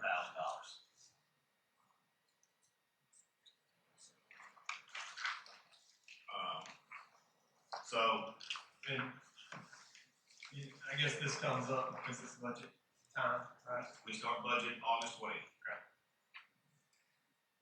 You just want to lay all this out in front of us so we see some of these. When I go over the financials, I will show you some items in the budget. I'm just gonna make up a number, roughly $700,000 in capital improvements for water and sewer. Another 44,000. And this is the 6th month of the year right now. That's how much money we're in. That's all that we've done is 44,000 out of the 700,000. I'll confirm those numbers when we go through there. So those are big numbers. And again, the water department, the sewer department makes the city go round. And the numbers don't lie. They get right. If we waited 6 months, those 13 million could be 14 million by then with the inflation and everything else. So you're gonna have some solutions for us. Absolutely, because we don't have problems, we have opportunities. And again, that's where Brad comes into play. He has not seen this list yet as of today, of these lists will be discussed. And his tactical numbers are things that he met with Brian and Fletcher that he knows about, but these are some hard numbers that he'll start looking at. Any questions? So moving on to discussion of water rates. On this one, we're not going to discuss water rates today. I got a 13-page report from Fletcher about 3:30 today. I just put his cover letter in. And in summary, what he says and what he goes on and that he will be saying in this other 12 pages, which we'll all meet and discuss with him, we got two ways to go about this. If the city is to continue using the City Tacoma connection to offset the peak water demands, then a system-wide water rate increase and or a decrease in general fund transfers will be needed. Additionally, the city will need to make efforts to reduce its water loss and establish the Garrison Road well as consistent water supply. Again, Garrison Road is 2.5 to 5.5. To do something with that, we will be hitting. Brian is projecting that we're going to hit 11 million gallons with Tacoma, where we've been at 5 or less. We used 48 million just from Baldwin last month. We paid $122,348 in July's bill. In my bill that's due in August, it's $122,323, almost to the penny of the exact amount in those two bill amounts. So that will come in the financials there. So more info on this. It's just not just picking a dot and saying, all right, these folks are going to be in this water rate. Because this thing is just, it's a monster, it eats. And we got to feed it. Thank you. Next is moving forward with the discussions of bids on the grant for the lead inventory. All right, guys. If you go to this last page of this, that's so small, I can't read it. And so I brought my numbers here. A couple of weeks, on July the 11th, Brian and I, you did that? Yeah, that's right. Sorry about that, man. Didn't mean to leave you out. And Megan, you know, we were awarded a $100,000 grant with no payback from GFO. And I was excited about that number. I said, man, that's fantastic. We can use $85,000 of that for these people to do this lead and copper, which is a mandatory federal requirement. And I got $15,000 out of that to pay EMI. Well, this was the first set of bids that Fletcher and his company were doing. So this is the first time many municipalities in the county were bidding this out, because we're all lost where this number was gonna come from. Was it $10 a meter? Was it $2,000 a meter? Just to look into inventory per requirements from the feds. And we're not prepared to pick a bid for one reason. I got bids from round numbers, $300,000 to $2.7 million, just to inventory the bids. I mean, the inventory pipe. I only have 100, which means I only have 85. How in the heck am I supposed to commit to paying for this? Chief has indicated that we could go back and see if we could get some more. Well, they haven't had enough time to respond to our request. So I got one bid here at 2.7. I got another bid at 540,000. I got another bid at 289. And I got a low bid of 117. The problem with 117, I don't care if I say what they didn't do. Well, they didn't sign their bid, but they have a notary that signed off on the signature of that bid. Now, I don't know how that happened. They didn't have the insurance and other requirements documented. So guess what? He gets thrown out because he didn't fulfill the RFP request. So now my low bidder is $289,000. I got $85,000. So let's just say I'm $200,000 short. Let's add that to that $13 million because I don't have a way to pay for that. And again, once we get the inventory, what are we going to do with it? Because it's going to have to be something's going to have to be done. Now, the only solution I have is that man sitting right back there in the white shirt with the sunglasses on his head. He will have to do the work with his crew. I got to send the $100,000 Jeep grant back. I can't keep the grant and us do it in-house.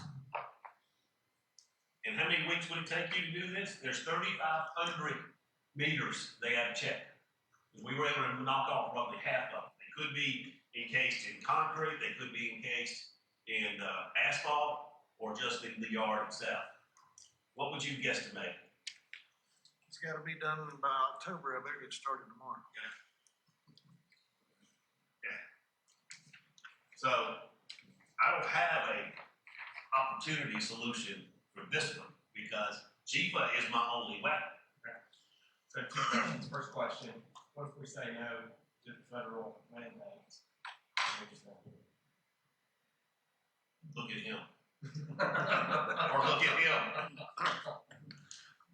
You get. I think you can do that. But this all goes back to like the whole. I mean, I saw this come out, went out across the nation. Everyone's required to do it. But everybody's not going to do it, you know it. Yeah. All these other municipalities can't afford this number. And some bigger municipalities got less than we did. I don't even know the formula, how we came up with 100. 206. So, as far as reaching back out to funding to see if we can get. Fletcher is working on that. Would you like to? Yeah, so previously I had a meeting with JIFA and they did state they have additional funds allocated for this particular project. When we got the bids in and Mark and I discussed, I have sent 2 emails actually to Lisa Golf and the JIFA rep that I've been working with. She hasn't returned my email yet, but I've been speaking with her previously. I do believe there will be additional funds. What that looks like, whether it's going to be 100% grant like we received with $100,000, I don't know at this time.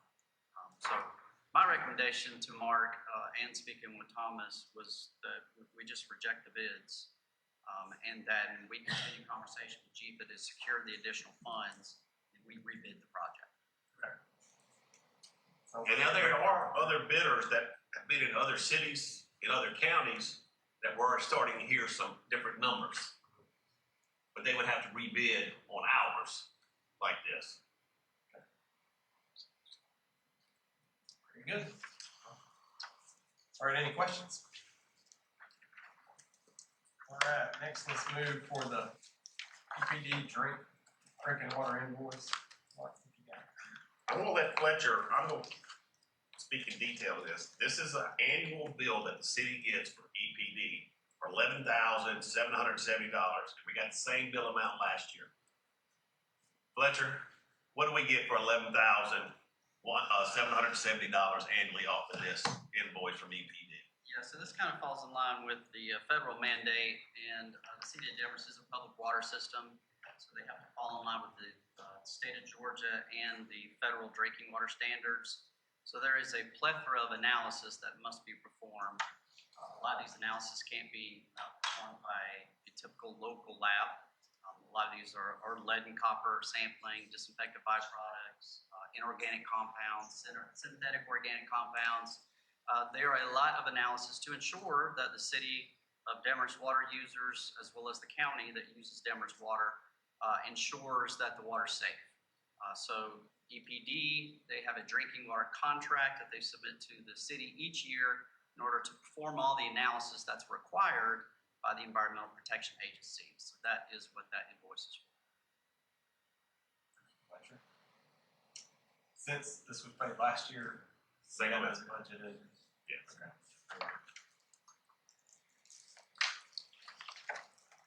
And again, just to be clear with that comment, Mayor, just because it's budgeted doesn't mean there's cash. That's right. Correct. It's like a capital improvement budget.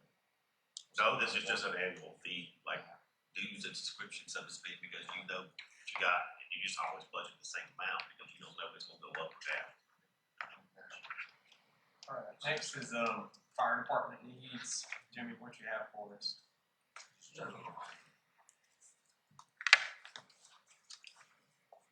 I believe, there's a pretty decent list of needs.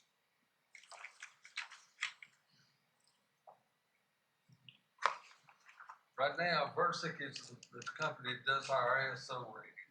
Our current rating is 79.51, which is a category 2. It's categories 1 through 4, 1 being the best. The second reserve pumper was sold and has not been replaced. This unit was listed as an ISO asset. Ladder truck is out of service. It needs $37,000 to repair it and put it back in service. Needs $125,000 to fully repair the unit. This is also listed as an asset of ISO. To replace the ladder with a used unit, it's approximately $500,000 and $1.9 million to replace it with a new. White response truck is out of service. The cost to repair this is approximately $6,000 and the value of the truck is $3,000. Again, it's listed as an asset for the ISO. We're answering calls using a black Tahoe that has over 200,000 miles on it and doesn't hold all the equipment we need. The cost to replace this vehicle with a used one is approximately $80,000. We're down to one piece of equipment, engine number 5 to fight fires. We have 3 units listed in services with ISO. We're due for an inspection in 2026, but ISO is inspecting the county this fall, and the county is not in a good position. And I'm sure the county is going to say that the cities have assets that will help them with their scope. This could lead to Versic coming to our city to confirm that we have this equipment and it's not there. I'm afraid this will put our city in a position of having a lower score rating of 3. I don't know exactly, there's a lot involved in what the ratings are. I don't know if it'll fall that far or not. But we have a firefighter who lives on the north end of the county, and his fire insurance just went up $1,000. I can't verify that, but I have no reason not to believe this is a true statement. And yes, he had a $1,000 increase. I don't want to sit up here and explain to our citizens why our fire insurance is double. Like I said, I can't say for sure that would be the case, but it's definitely a possibility. And I see Mark has in here a pretty good list of things I had listed here. Additional needs. Out of date fire hoses this year, $10,120. replacement of out-of-date hoses for next year, $14,400. Turnout gear, we need one set now, and there was one that was recently destroyed, $5,500 a piece, that's $11,000. Next year, we'll need to replace 5 sets, $30,000. Medical director contract, $3,000 for a year, and medical equipment supplies, $8,000. That was approved in the last month's session, but is it correct, those funds have not been released yet? I don't have any invoices. Is that one? I mean, he's getting the supplies, but they're not just gonna show up in one day. You have to ask him where he's at with that, 'cause So Jimmy, since you and I talked last time, Mark has given me the authority to move forward tonight. He has? Started. Okay. yeah, because he sent the email requesting and we told him where the account it would come out So of. that did happen in the last Okay. 12 hours. Hey, so, uniforms, standardized uniforms and provide winter coats and outside gear, $28,000. Replacement of the station due to the fact that the building is sinking, sliding down the hill. The bricks were removed from the front of the station recently because they're pulling away from the building and causing a potential hazard from falling. Total estimate at this point to replace the station is $2,500,000. Unless I believe Mark has a more comprehensive list than he.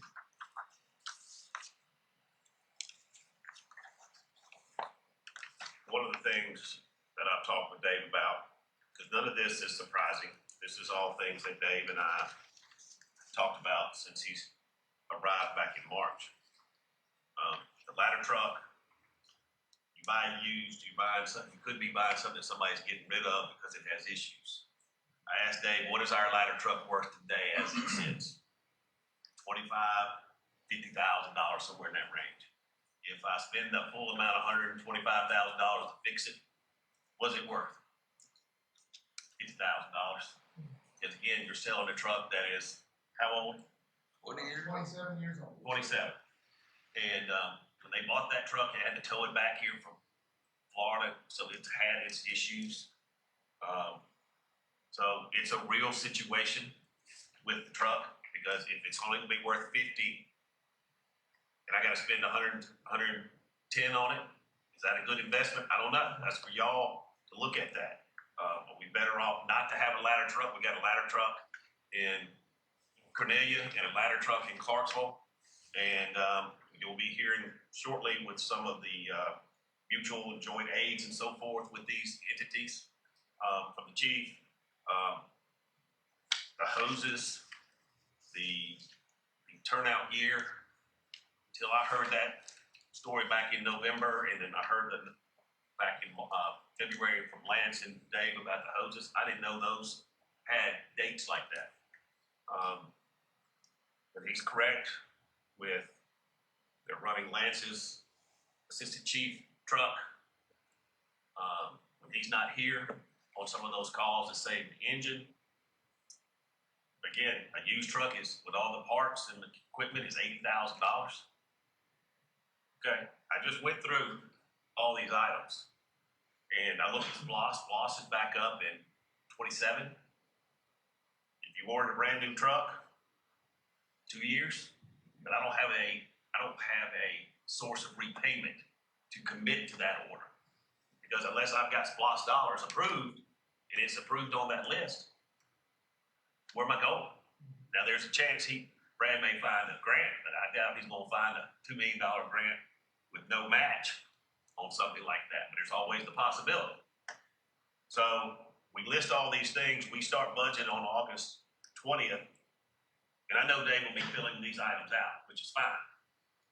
But again, direction of the fire department is from y'all. You see the money, you see the expenses. And when you look at these firemen, we've come a long way since February when Dave started part-time while he was still working. And I can't look at these guys and say, I got your money. I can't tell them that. because they heard the same numbers y'all all just heard, as well as everybody else sitting in here. I really appreciate all of our different departments and our fire department, our water department, our police department, our sewer, everybody, city hall, for making the best of what we can. And especially as we lay out, make plans for the future to move things forward, we know what we want, we set these goals out in front of us to move forward to. I'm glad that we're looking at these to know where we need to move these things forward. Let me say one thing on Yes, this. sir. Chief Chastain and Minatello, stand up, please. I'm gonna get a list from them. I'm so glad y'all don't need anything because what a great job y'all and Robin did. Worst thing I think you needed was some $4,000 shields. I found some chicken. All right, good job with that, man. Great job back there. And so, all kidding aside, that just shows you the job that Robin and Casey and James has done over the years, where they're sitting in a good spot, but we can't sit back.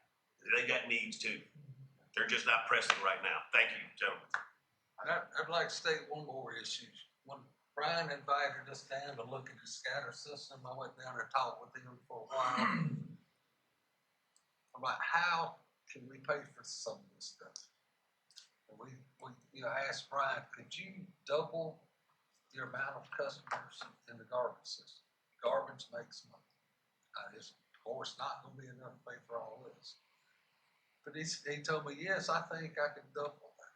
But my truck's wore out. I can't do all this, and we're running a day, 2 days a week. I can't go to 4 to 5 using this truck. I think that is a possible revenue stream, but he needs a $225,000 truck. And also expensive. And I would like to remind everybody, Mark, what are we collecting in city taxes? $345,000. So that doesn't touch the budget of each of these departments, and all that's funded by our water department. That water's the lifeblood. Oh, absolutely. And when we look at our loss rates and things like that, if we could allocate some money, towards fixing some of these leaky pipes, then we can quickly start recouping some of this to start paying for this. We just need plans, solutions, and move these things forward. It's all about funding. We've got, between these two guys and their team, I've got the solution. I don't have the funding source.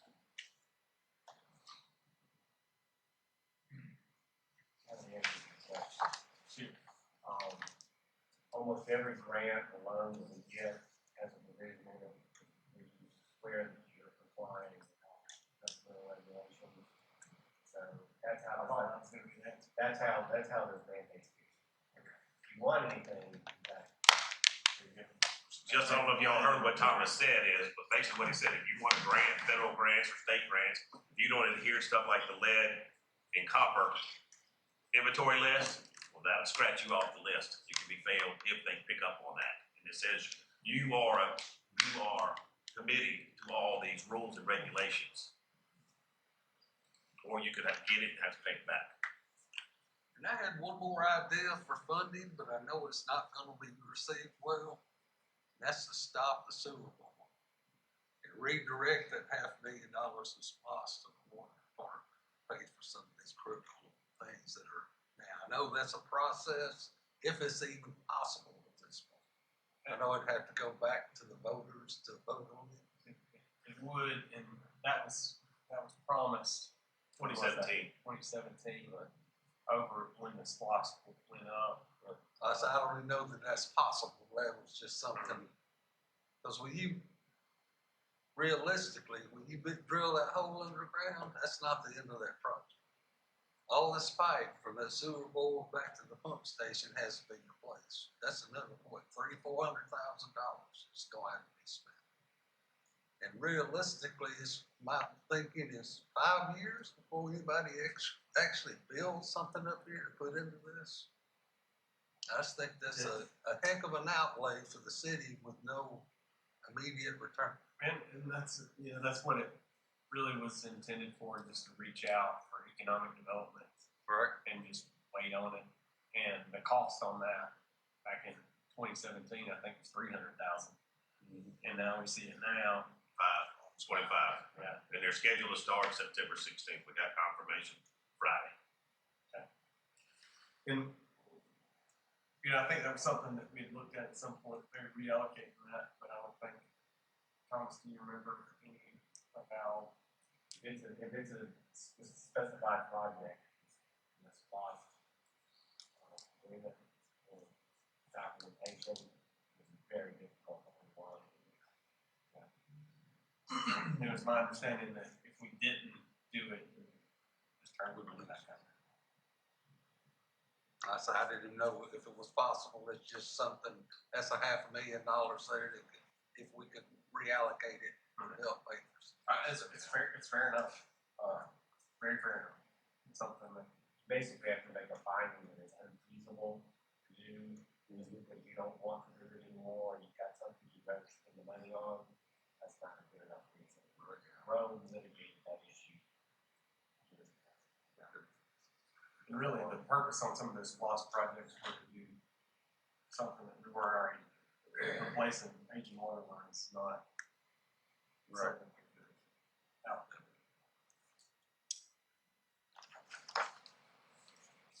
All right. Or we go back in time. Thanks. So next, moving forward to the next agreement, Dave, what you got for us?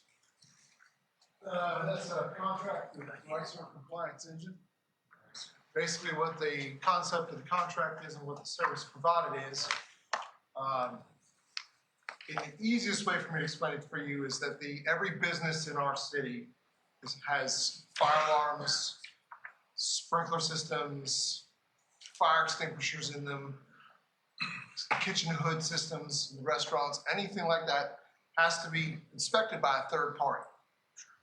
So what this contract does is allow Ricer to be the point of contact for the city and get the contractors to actually give us the information saying they've inspected it and they're taking the liability saying, hey, look, it's inspected, it meets the requirements, it's been cleaned, everything's up to date.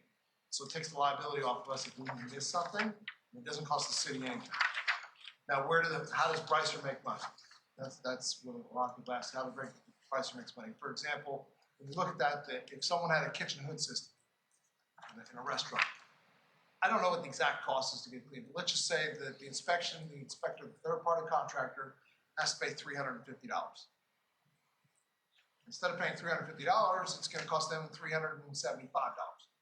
And that $25 goes to Ricer, and they continue to keep up and monitor our system, keep us in track, so that we know that every system in our city, all the fire suppression systems in our city are in track and in place. So this way, it makes our city safer, and we don't have to pay anything for it. I like when we don't have to pay anything for this, but what does it do for our commercial residents? Let's say they have 2 fire extinguishers and an exit light. So exit light would be on us. Okay. Yeah, the exit light. So the fire extinguisher, we would inspect it in a standard time. We'd come into the building, inspect the building, and say, oh, your fire extinguishers are expired. They then have to call the third-party contractor to come out and do the work. Which is this company or another Nope, company? I'll go deeper on that because this is multi-layers. They still have to call that third-party contractor. We have fire extinguishers and all that stuff in this building. We have to call someone else to do it.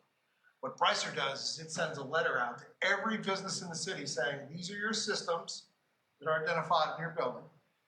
And at that point, you are then required, you have 90 days to come into compliance to get this stuff done. Because it's required anyway. But they're just being the third party person to go out and say, hey, do this for us, and help us. And it takes liability on the city because if we miss something in inspection and we check off on the inspection that the hood is good, how do I know that the actual paperwork that's on that isn't fraudulent or something? That I have seen that in my time where someone will take the date on an inspection form, change that date. This guarantees that they can't do that. Right, So yeah. a piece of software monitors and tracks all this stuff and is able to provide the report. So that's what they provide. And then the contractors that they send out, the ones that pay Yeah. to utilize it. And every contractor in the state that does this work is in this system already. Okay. So it's not like we have to, they can only choose this one or that one. It's every contractor on the state who's certified to be a fire alarm installer, sprinkler system maintenance guys. They're all licensed and they're all already in the Chrysler system. So it's not like there's no business that's going to get someone more business than others. Yeah. But it doesn't cost the city anything. I didn't notice, did we put the cost sharing contract? Yeah, because there's supposedly a cost sharing contract in this. That we discussed that actually, if they collect $25, we actually get like $10 of it back to the city. Yeah, it's not in there, so I think we put the wrong contract. It's the same contract, just as a cost sharing amendment. You make that correction. But with a small business with something minimal with 2 fire extinguishers, it's gonna be a small fee. It's a small fee. Like It's like 20 bucks. Okay. Yeah, because we have to have them come inspect these. Yeah. And then you call Peachtree, whatever, and they come out here, whatever it costs to fill them up. Each of those and reset the gauge on them. We have to do that. Yeah, and it's not gonna cost the business like $100 or $200 unless it's like, we don't have these in the city, but the hospital, for example, might be one of those ones that it ease on them might be $300 or $400 because they have so many systems and so many things in the building. But in the overall grand scheme, to do everything that's in their building, I don't know the exact numbers, probably cost them $10,000, $15,000, $18,000 to do those, so the $400 or $500 extra, they're not going to use. Same thing with Piedmont. Yeah. Thomas, did you have a chance to review the contract with the cost share? We were on the call for A couple weeks ago, 2 weeks And ago. you had you checked with one of your partners or. We made some changes, And you even had some of the cities you represent that are doing this already. Okay. Are there any cities that use this? Johns Creek is the closest one right now. Yeah, so this would be new to northeast Georgia, to this area of the state. He gave us a complete list of the different cities throughout the state of Georgia. There's probably 40, 50 cities, counties around the state. And as But like I know that there's some small retail shops that do some filling and do some servicing. They won't put a stress on them. No. Okay. They have to do it anyway because just like we have probably 15 around here. Yeah. And they're probably about up now, I bet too. I haven't inspected your building yet. All right. Thank you. Thank you. Any other questions?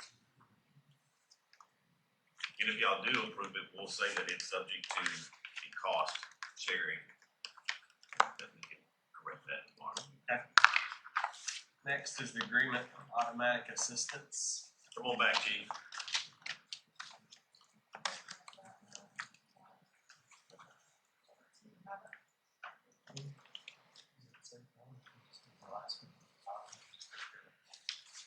No, let's just talk about it now. Where is it? There's some. All right, what you got for the county first? So we are looking at redoing our automatic gate agreements. Automatic gate agreements, so you all understand, I don't want you to think I'm talking about this. So there's 2 different things that we do in the fire service. We have mutual aid agreements and automatic aid agreements. Mutual aid agreement and an automatic agreement have one key difference. Automatic aid is that when someone calls 911 and says, hey, my house is on fire, the 911 center automatically sends everything that's already agreed to. Mutual aid is they're going to only send, let's say, Demorest, they're only going to send Station 5, send us to it, and then I have to ask for assistance. ISO does not like you to ask. They like to see that you already have agreements around you to have a mutual understanding of an automatic aid agreement. So what we've done is we've worked with Chief Adams at the county, and we've come up with this agreement. There are going to be some responses. We go into the county, but we're not going to be answering any medical responses into the county unless it's a shooting, stabbing, a cardiac arrest, or a drowning. We will go to car wrecks still in the county. We'll still go to car fires and help them in the county. We'll still go to structure fires in the county. But those number of calls are minimal comparison to the medical calls that we're running. As we've discussed in previous meetings, we're running 60 to 65% of our calls on medical calls. And we'll go over that in my manager's report when I get that. And part of this with Dave is, this agreement was something that was signed by the two chiefs, and they didn't need y'all's approval from our side. And I want y'all to make sure and understand to give Dave, if that is what you plan to do, is to give him this ability. The understanding is, he is only going to make the agreement that says here. He's not making changes to it without it coming back here. And however the fire chief from the county, they do it on their side, it's fine, because they just have their chief signing that. This doesn't go in front of their board commissioners. But I wanted y'all to see every bit of this to make sure that the chief is doing exactly what y'all want on this by not going to these medical calls on these other items. So that we're crystal clear. What about Clarksville? We're working, I talked to Chief Poole, I talked to Chief Jenkins over at Cornell. We're working through these things right now. I just know that the one we have right now with the county is free-handed. It's us, Clarksville, and the county. Yeah, right now, this is just gonna be between us and the county. So quickly reading through this, I see a lot of us responding to them. Does this also include that they respond? They respond to us as well, yeah, so if you, give me the dessert.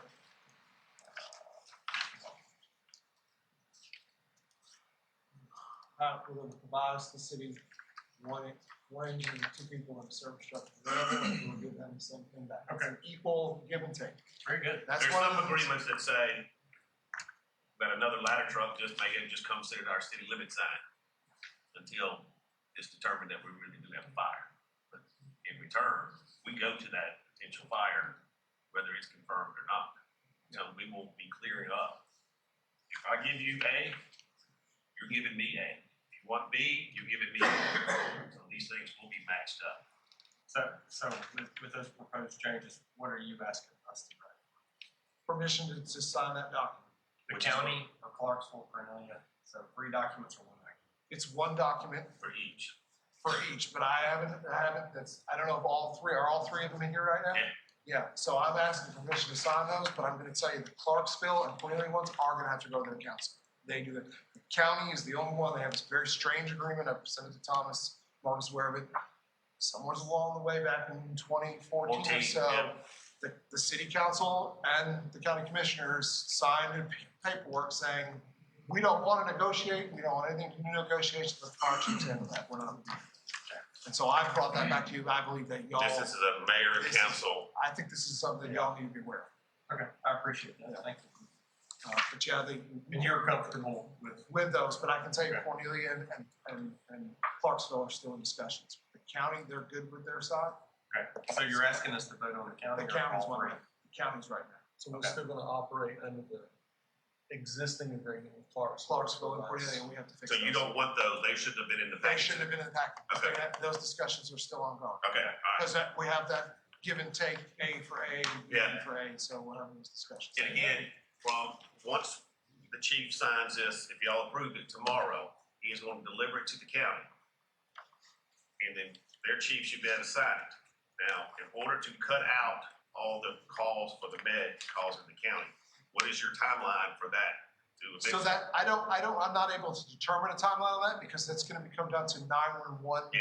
People actually sitting down and going through each street and changing the. So we're not just cutting it off tomorrow or the next day. It It's could gonna be take, 30 days. yeah, it's gonna be over the next 30 days, you're gonna see all those county calls. And then once you have complete cutoff of that, you'll email me. Yeah. And let me know what that is. Yeah, but it's gonna take them a couple weeks to slowly So- close it down. Thanks for all your work on that. Very good. Quick, Chief, can I ask you a question on that case? Yes, You might already have this worked out, I don't know, the safety of the firefighters on the stabbing, you said stabbing and shooting, y'all was gonna respond on that? yes, Are y'all gonna, is it gonna be mandatory they stage until they get information from? law absolutely. enforcement? That's already standing order that until law enforcement clears the scene, they have to stage. Yeah. So we'll be not doing Clarksville or Cornelia tonight. Next is the PFSA water settlement. Thomas, what you got? So, this is the next asbestos opioid litigation. The agreement before you is just the first stage of all of this. We've done a little bit of testing, but it doesn't appear that there's any interest in our water supply. At least the testing is done, correct? That's correct. Yeah, we've done unregulated contaminant testing through EPD, and of all the analysis that we've got to this date, I've not seen any hits on PFAS. Now, there's not been any current analysis that started back in 22. So that I think we've got one sample in 24. And this is something with that, Fletcher and I discussed it today, subject to y'all approving this. Tell them how you would do the testing. Yeah, so in the questionnaire that I received, they have an agreement with a laboratory that does PFAS testing, and they recommend using that particular laboratory. The analysis per test was $540. $540. And through EPD's testing, through the UCMR, they test at each source. So you have one well that's currently online, Tacoma connection, and then the Baldwin connection.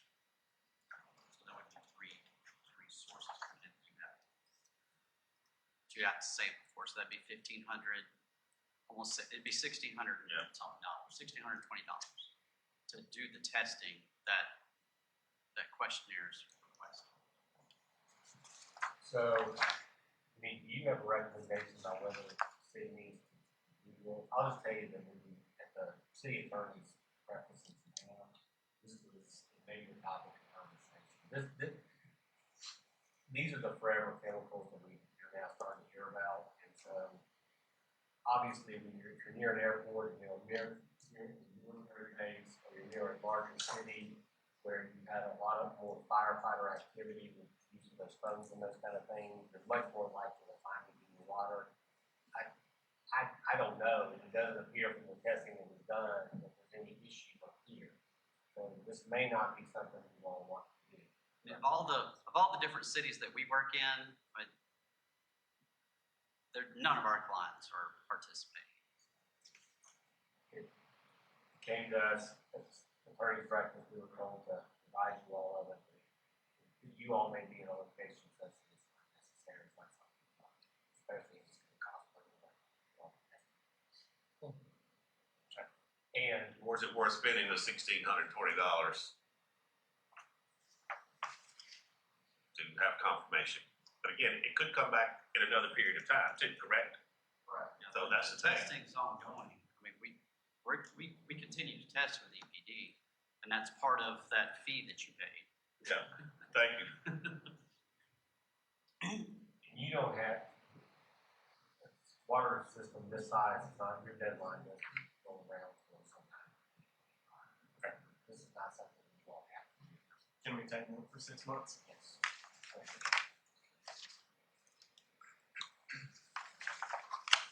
All right, next is Kroger settlement. I have been receiving emails that have been forwarded on to Thomas and Mark. This with the opioids, for us to sign up for their settlement or sign a document. So I just need You need to vote to authorize the mayor to. I think that's something we're working on. Yes, we have the separate accounts and Approve everything. it to be paid out. We don't know how much this will come, and so we'll find out. It just appears in the account all of a sudden. Sure. All of it used for public safety. Pretty much.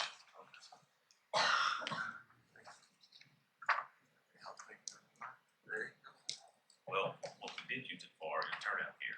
Casey turned over his side, at least. So, All right, let's recess for 5 minutes and we'll meet up top.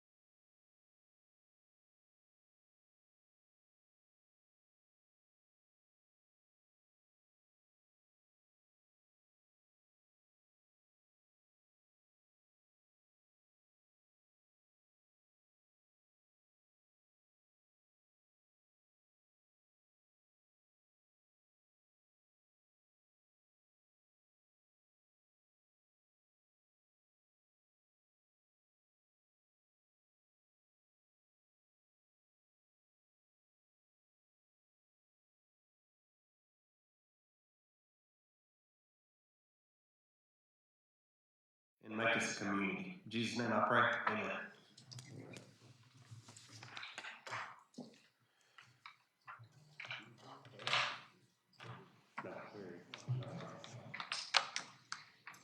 All right, we need approval of the agenda. We have one item that's behind your agenda. It's the ordinance for the water meters. On the left-hand side, guys. Looks like this. On the left-hand side. It's when water meters are on other people's properties, just so we have a little policy and guidelines to go by. Can we add that to number, let's add that as a new number 18.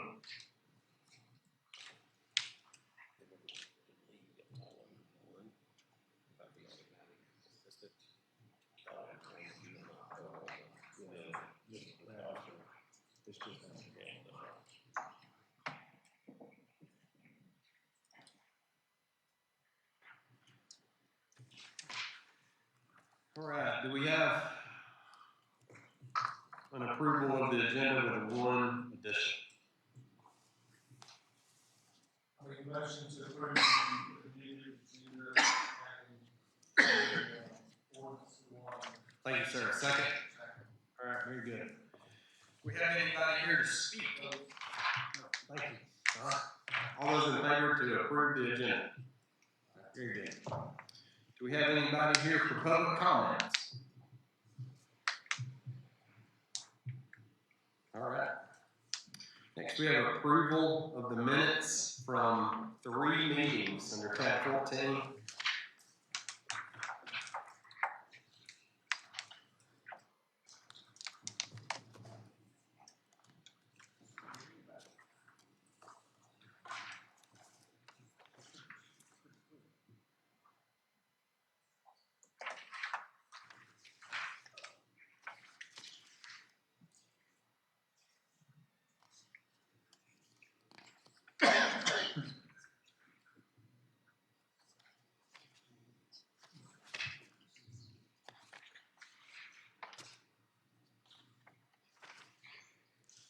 All right, guys, we'll entertain a motion to approve the minutes as written.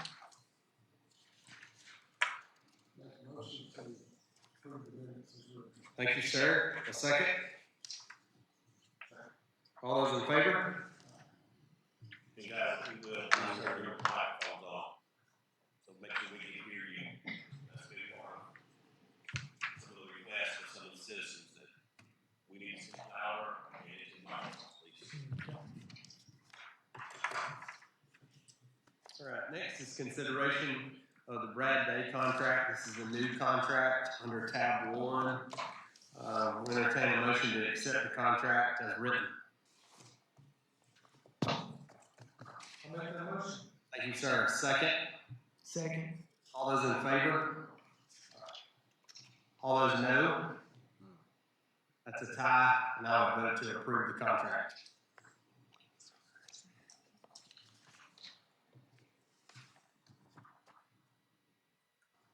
All right, next is consideration of the Habersham Meadows replat.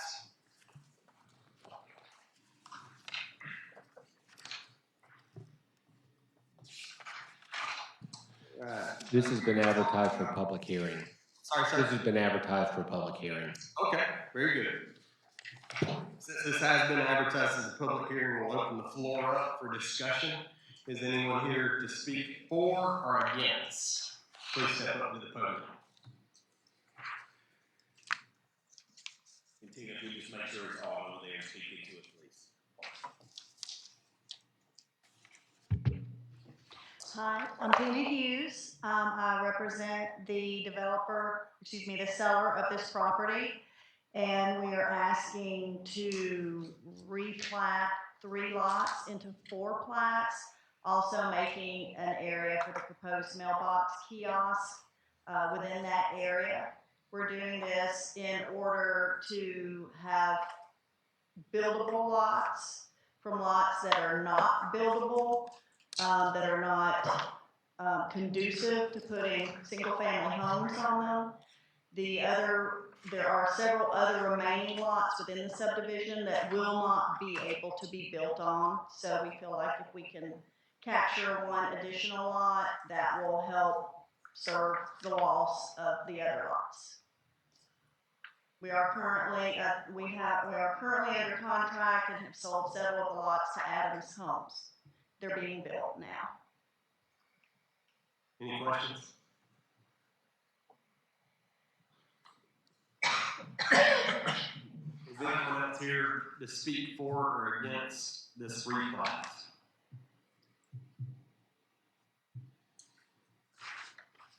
Can we say something? Yeah, of course, yeah. Y'all mentioned in the work session here, my concern is that house across where the mailbox are. Is there any way we could help them with a little bit of parking? I mean, I don't know why. It just seems like their house is closer to the road than most of them. Maybe I'm wrong, but for some reason they're utilizing that parking spot now for parking at their house. I don't know if you take that away. Just curious. How many parking spaces is in front of that kiosk now? Oh, there's probably 4 parking spots there. Easily. And they can pull right in. It's not just a pull over, it's a pull in part. So you can. Just a clarification, you're asking. I just feel, I know this is there, and it's been there for soon, I guess, whenever they start developing this subdivision, that house directly across the street from the houses. It's obvious someone's utilizing that parking spot. So they're using the parking lot from that house.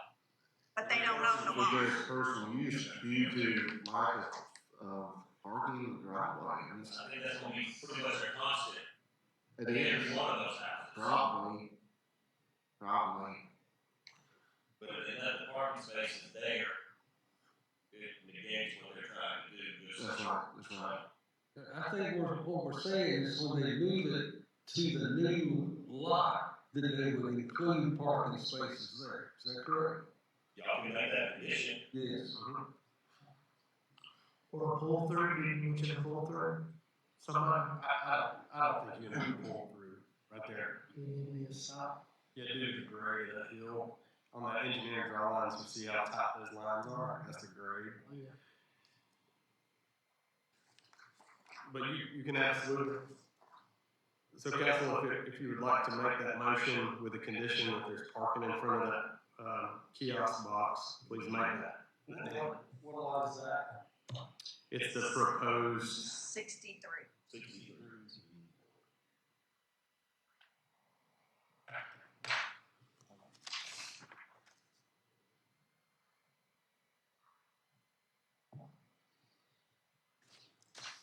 We're going to entertain a motion as discussed.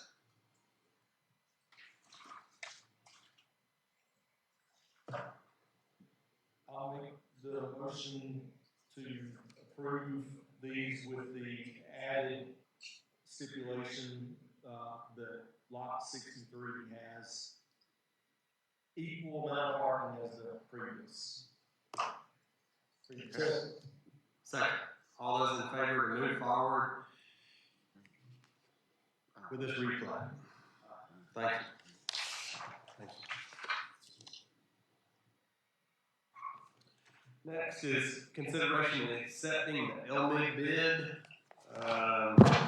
We're about $9,000 over what you're receiving as a bid is. You said that you were trying to get that work down. I think Brian said that maybe it's a little bit overage on one of the quotes here for Johnny Mines. Yes. Yeah. Y'all would give Brian and I that ability to make that adjustment, that we would make that happen. Stick to the exact amount? Yes. Okay. We'll entertain that motion. I mean, it's Yeah. plus it's costing us $2,500 for the speed table back on the spring. That's not separate, but not part of this. It's not part of this building. Man, I can't do that with the building. Okay, so that's not, okay, so that's not part of, stick to the exact amount. That's what we got from I make that motion. Very good. I'll second. All those in favor? Very good. Just clarify, maybe that is a motion to for give Brian and, Mark, we want to stick to the exact amount. Yeah.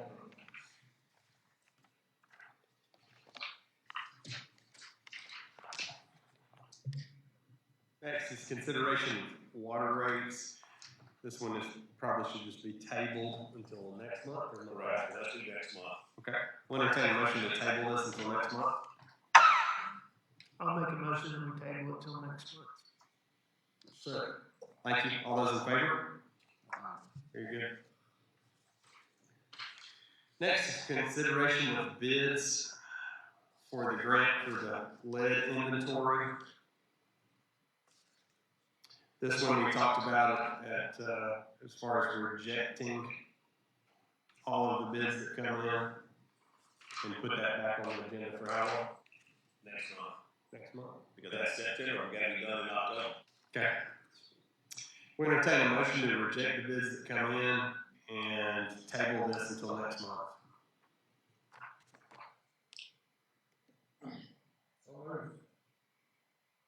A second? Sorry. All those in favor? Very good. Next is consideration of paying EPD drinking water invoice, a little over $11,000. So again, this is a mandate. We'll have to do. So we'll entertain a motion to move forward with this EPD mandate and pay them.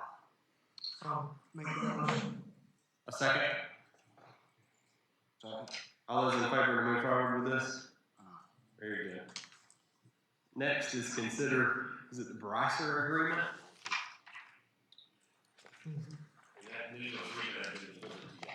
This is a cost share agreement. Thomas, and you have read, approved, and modified this agreement? Yeah, you're gonna vote to approve the cost You're going to vote to approve the cost sharing version of this agreement. Thank you, sir. Where can we find the addendum in here for that?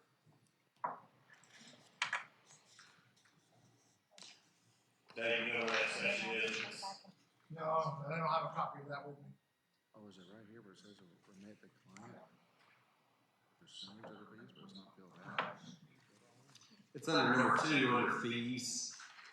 There's some blanks in there, Thomas, under fees. Have you filled in those percentages?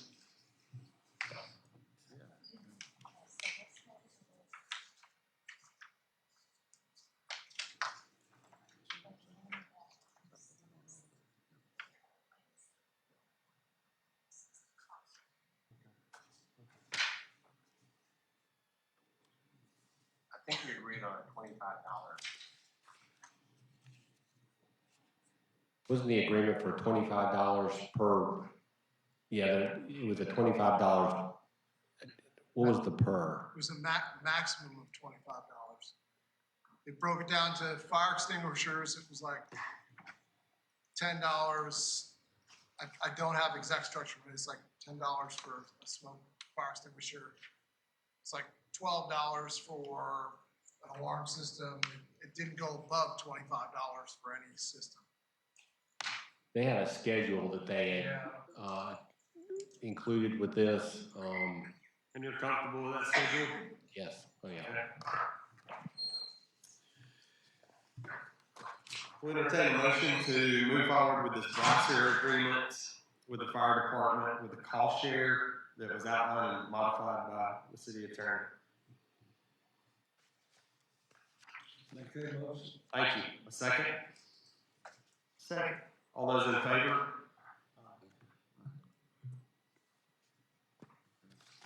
All right, next is automatic aid assistance. This is with Habersham County only right now until the other ones are finalized. I appreciate the fire chief for working on this.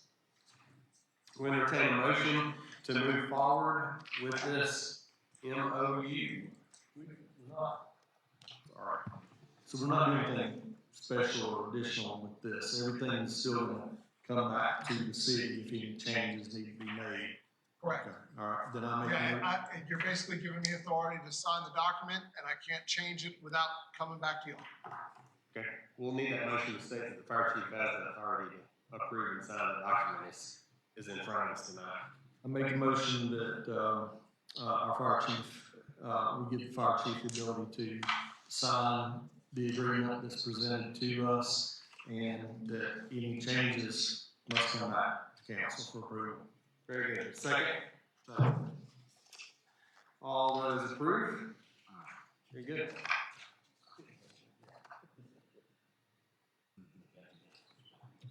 Next is the Kroger opioid settlement.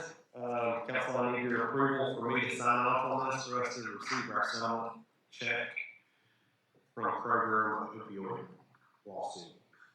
Oh, I'm sorry. I skipped the TFSA water settlement. This one, we talked about setting our table one for 6 months. We'll need a motion to table. I'll make a motion that we table the PFSA water settlement for 6 months. Thank you. A second? All those in favor of the table? Very good. Next is the Kroger settlement. I'll need your authority for me to e-sign that.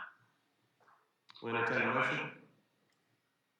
Make a motion to authorize the mayor to e-sign for this settlement for Kroger for opioids. Thank you, sir. Second? Thank you. All those in favor? Very good.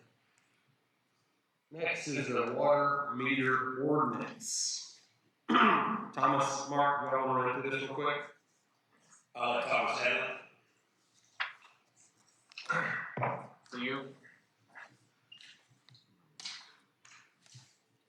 You all are aware of the issue that we've had now come up a couple of times where over the years, service lines have been installed on properties for, we've had both, I'm aware of at least one water and at least one sewer issue. Often it turns out, it appears that oftentimes these lines were installed when the properties were under single ownership, but there were multiple structures or multiple houses built on the properties, or they may have been separate lots, but they were same ownership, and so the owners didn't really care where the lines went. Well, when those lots are then sold to different people, it can create conflicts, and so we've had to deal with a couple of those. So what the ordinance does is basically puts in our ordinances, puts everybody on notice that there may be times where connections made in the past exist in various places, and that owners or buyers of property served by service utilities are responsible for determining the presence and location of the utilities on and or that serve their property. Any service lines on the owner's side of the meter are the responsibility of the owner or potential buyer. And then it provides that no person may block, sever, or otherwise interfere with the provision of utility services to any other property. What that does is keep people who may get mad from cutting a water line, or the situation that we had a couple years ago where someone severed a sewer line and just blocked it up, and it created a backflow. It provides that if someone violates that provision, that they can be subject to the general penalty provision of the ordinances, and then saves any civil remedies that the property owners may have against one another. Really what this does is along the lines of ignorance of the law is no excuse. It puts in our ordinances the fact that this is a fact that exists in probably multiple locations in the city. It puts everybody on notice that that fact exists, and makes the owners responsible for if a new buyer buys the property, they need to make sure they know where their service lines are. And if they need to be moved or relocated, that needs to be addressed as part of the real estate transaction, and not something the city has to deal with 2, 3, 5, 10 years down the road. Thank you. Any other further discussion about this new ordinance? A lot of these were on properties that were larger lots owned by one family, and then might split up over the years by descendants. And then now we've got other people coming from out of the area buying up some of these properties. So this is just to make sure we remove the city's responsibility from this, and it becomes a civil issue between the two parties. Since this is an ordinance, is this the first reading? It is. Okay. We'll have this on the meeting for next month for a vote, right, Megan? Yes. Thank you. Any other further discussions or changes? Thinking about anything, call us. All right, next is manager's report. And I will keep it short as possible. But the first news of the afternoon is anybody see the sidewalk above the wall without any barricades? If not, it is now open. Finally, I reached out to DOT and they said, I don't know why you haven't opened that yet. So it's in Brian's guys got up there, did the maintenance of the grass, etc. And maybe we probably need to talk to our lawn care so that they can take that section over. Those are barrels and pelts. No. Are those our barrels and pelts now? I don't know. I knew your question. With that being said, but that is finally good news. Let's talk about July 4th. What a glorious event we had last month. Great job to all of our city employees. It could have happened starting from the City Hall ladies to police, fire, all of Brian's guys. It just takes a team effort to make that happen. But Andrew, fine job with John Berry. All right, thank you. Fine job. And you are officially in charge. Well, yes, you are. You do it once, you got to do it a second time. You got one more item. And what? Yes. And what WCON did with radio and Clayton, and they did a very nice job. And everything went off.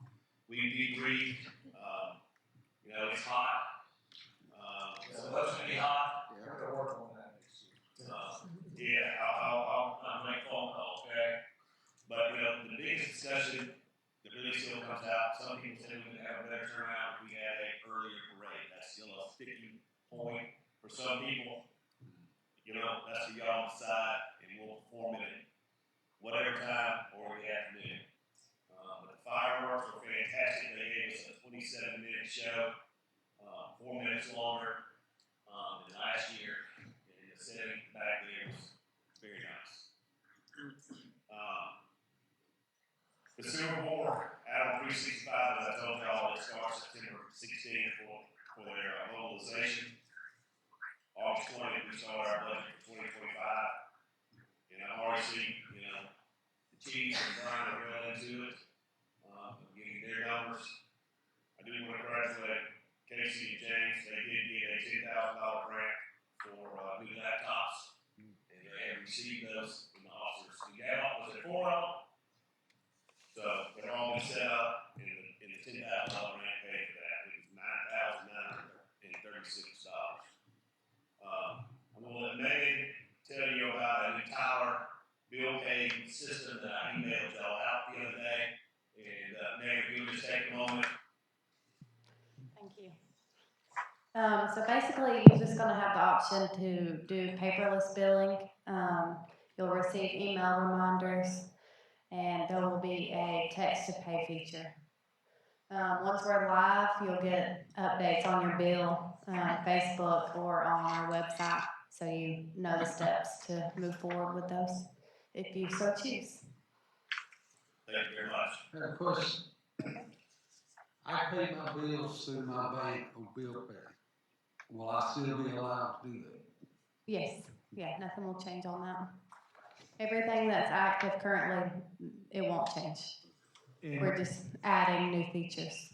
And to piggyback on this question, if you are on draft, can you now opt in for just electronic bill and not have something mailed to you? Yes, yes. And how do you go about doing that?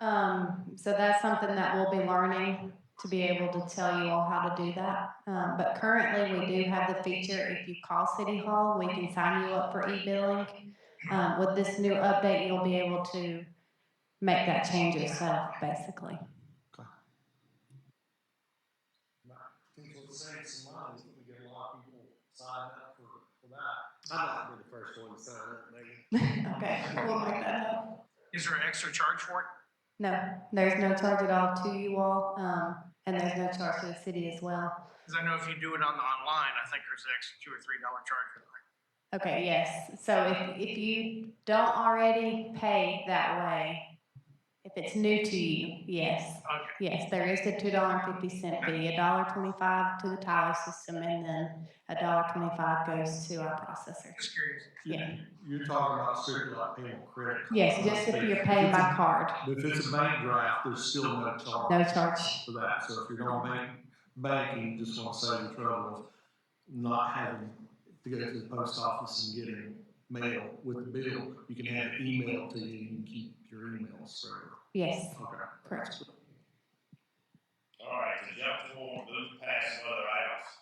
The water usage for the month of June is 61,500,000 gallons. That's 48 million from Baldwin. Tacoma is 6.6 and 6.9 in our one well. 61,500,000 gallons of water in the month of June. And we paid roughly $143,000 for that to our two producers.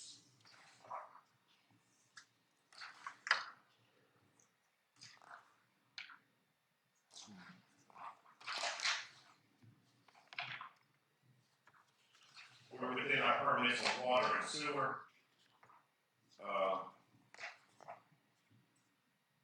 That's yours up, Dave.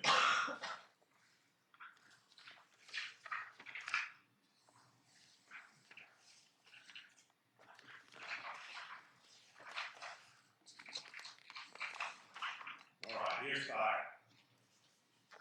They had a total call of 86 calls in the month of June. 27 of those were in the city, 51 of those were in Habersham, 6 are in Cornelia, and 2 are in Clarksville. So starting hopefully by September 1st, we will have 51 less calls that these guys and ladies will be running. So look forward to seeing that. On to the police report. 343 calls in the month of June, 6 domestic, 4 physical, and 2 verbal, 12 accidents, 108 traffic stops, and 44 citations. That's 41% citations over a warning or just a verbal. Officers completed 15 incident reports, 8 arrests, and 24-hour training. As I'll turn to the financial section, I sent y'all some information today on email on this part of it. So I won't go all the way into this. Biggest key here in on page 1 of the financials is our cash balances. Got a total of 306,000 is lost. As I operate throughout the city with our cash flow, got a line item right here in this section. Y'all look at that section there, and you can see those cash balances as of June 30th was $42,000, and our balances as of yesterday was $253,000, but that is not minus any checks that are outstanding. That is just a ledger balance sitting there minus the checks. So cash is key. If you go down to the next 3 sections down, our average monthly expenses based on an annual budget, we're averaging $236,000 in general fund expenses. We are averaging for water and sewer fund $623,000 a month, for a grand total of $858,000 in monthly expenses. You analyze that $858,000, that's $10,301,000.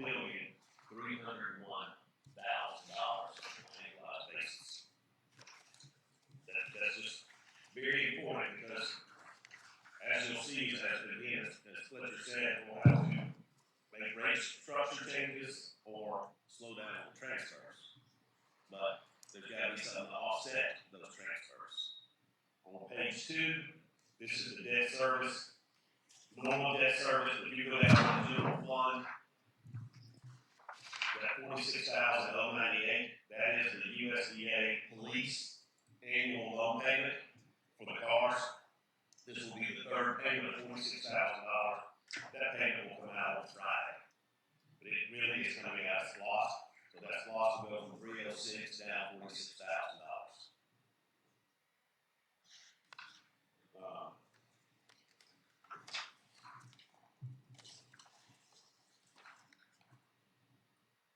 Right here on page 3, at the middle of the page, you can see the total revenue for the general fund, $661,000. Total expenditures, 1.4. The need for transfers is $733,000 for the 6 months to balance that. And that's where that's coming out of from the water fund. On page 5, you look at the center there under operating revenues. We're at $551,000 for water fees, sewer fees, hydrant, garbage, and service line. And if you analyze our 3.2, that's averaging $540,000 a month in revenue. Our expenses between water administration, water, and sewer is $339,000. And $2.1 million for our 6 months of expenses we average. Cut that into 6, that's $359,000. So our net operating expenses per month is $181,000, with our annual for the 6 months being $1,082,000. When I go to page 6, you can see our budget amount. If you look to the first column here on the left side, the budget for water is $5.6 million. And we are right at budget right here. We got 52% remaining. You see the right-hand side where the percentages are. That's how close you are to being on track for your water savings. You look then at the sewer fees. Oh, we're behind. We should be at 50%. We're at 61%. So sewer fees are lagging right now. You take the fire, the hydrant fees, we're dead on the 50%. You take the garbage fees, we're doing better because we only have to hit 46% to reach our budget amount. So we could exceed that. We could serve line. We're exceeding there too because we've got 40% to hit our budget. So we're 60% ahead of ourselves.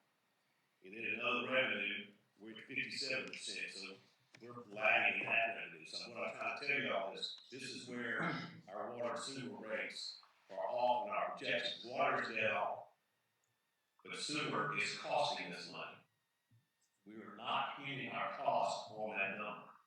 And that's something we'll be talking about again in the budget because sewer can be a loss leader because it does have that effect. Because, again, a lot of commercial businesses which we don't have need that sewer. And then they pay those additional water rates. So a lot of times you might lose on your sewer, but you're picking it back up on water. But in this case, we need that sewer by y'all's choice. Pay for sewer, make water pay for water in that scenario. You go down to the expenses down below. We are doing very well on our expenses. We are well ahead of budget in a positive way. So again, part of that is if you look at capital work, it's capital outlays, which is the last one under expenditures before total expenditures. I have $630,000 in water and sewer capital outlays. I've only spent 45. That means for other projects that we had in our budget, that we had put in there and budgeted for, we haven't done because the cash flow hasn't been there to do that. So that means we're not doing the necessary things ourselves in maintaining in this budget, but it's all about cash. So, but expenses are well in line. Go to page 7, that is the SLOSS dollars.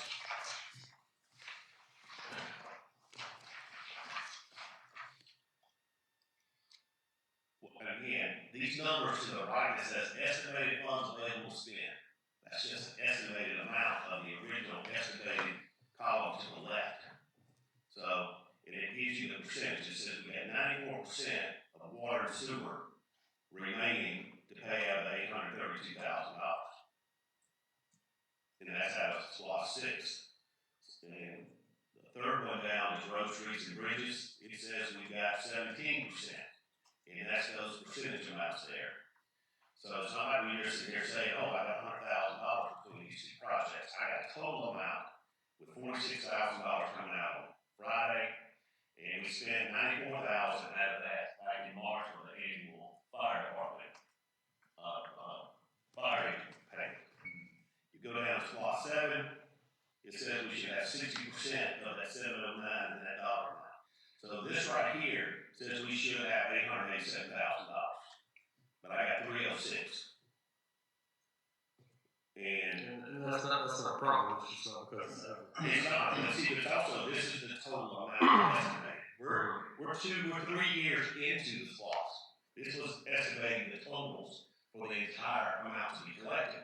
We're getting roughly $30,000 to $32,000 a month in collections. So $32,000 times 12 is $360,000 times 3 more years together. Okay? But the difference is it comes into play as a cash flow. We've got a sewer board. I've got $422,000 set aside in ARPA money that will go to pay that. So this is where it's all about cash flow here. Because we're getting $32,000 a month from SLOSS, but I've got other projects that are generating invoices in the meantime. So it's not a problem with SLOSS at all. SLOSS is exceeding what we're supposed to be collecting from the original projections. It's just we got 3 more years, 36 more payments, which is roughly again $1 million together. So I just want to make sure everybody's clear about it. It's just about time. So with that, I will probably the fastest I've done. No, not in time. And I will take a personal note here. I will apologize to the city and the residents and the employees for me not being professional in that manner. I apologize to each and every one of y'all. I appreciate that. Well, like I said, back 4th of July, we haven't had the time to really go through and thank everybody. I like personally thank everybody from City Hall, all of our police, all of our fire, all of our water guys that put that together. Our city council for coming together because it was another great day. So thank you.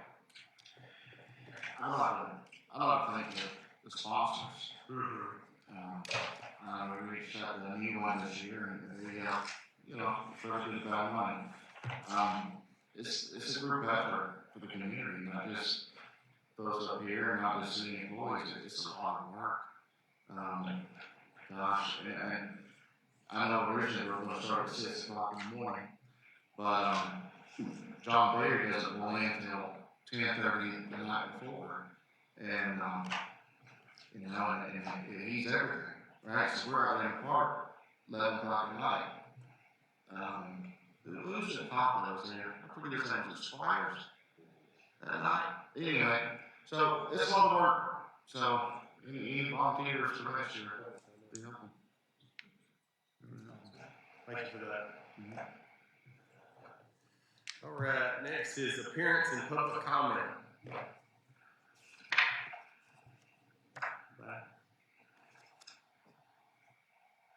All right. Do we have any need to go into executive session?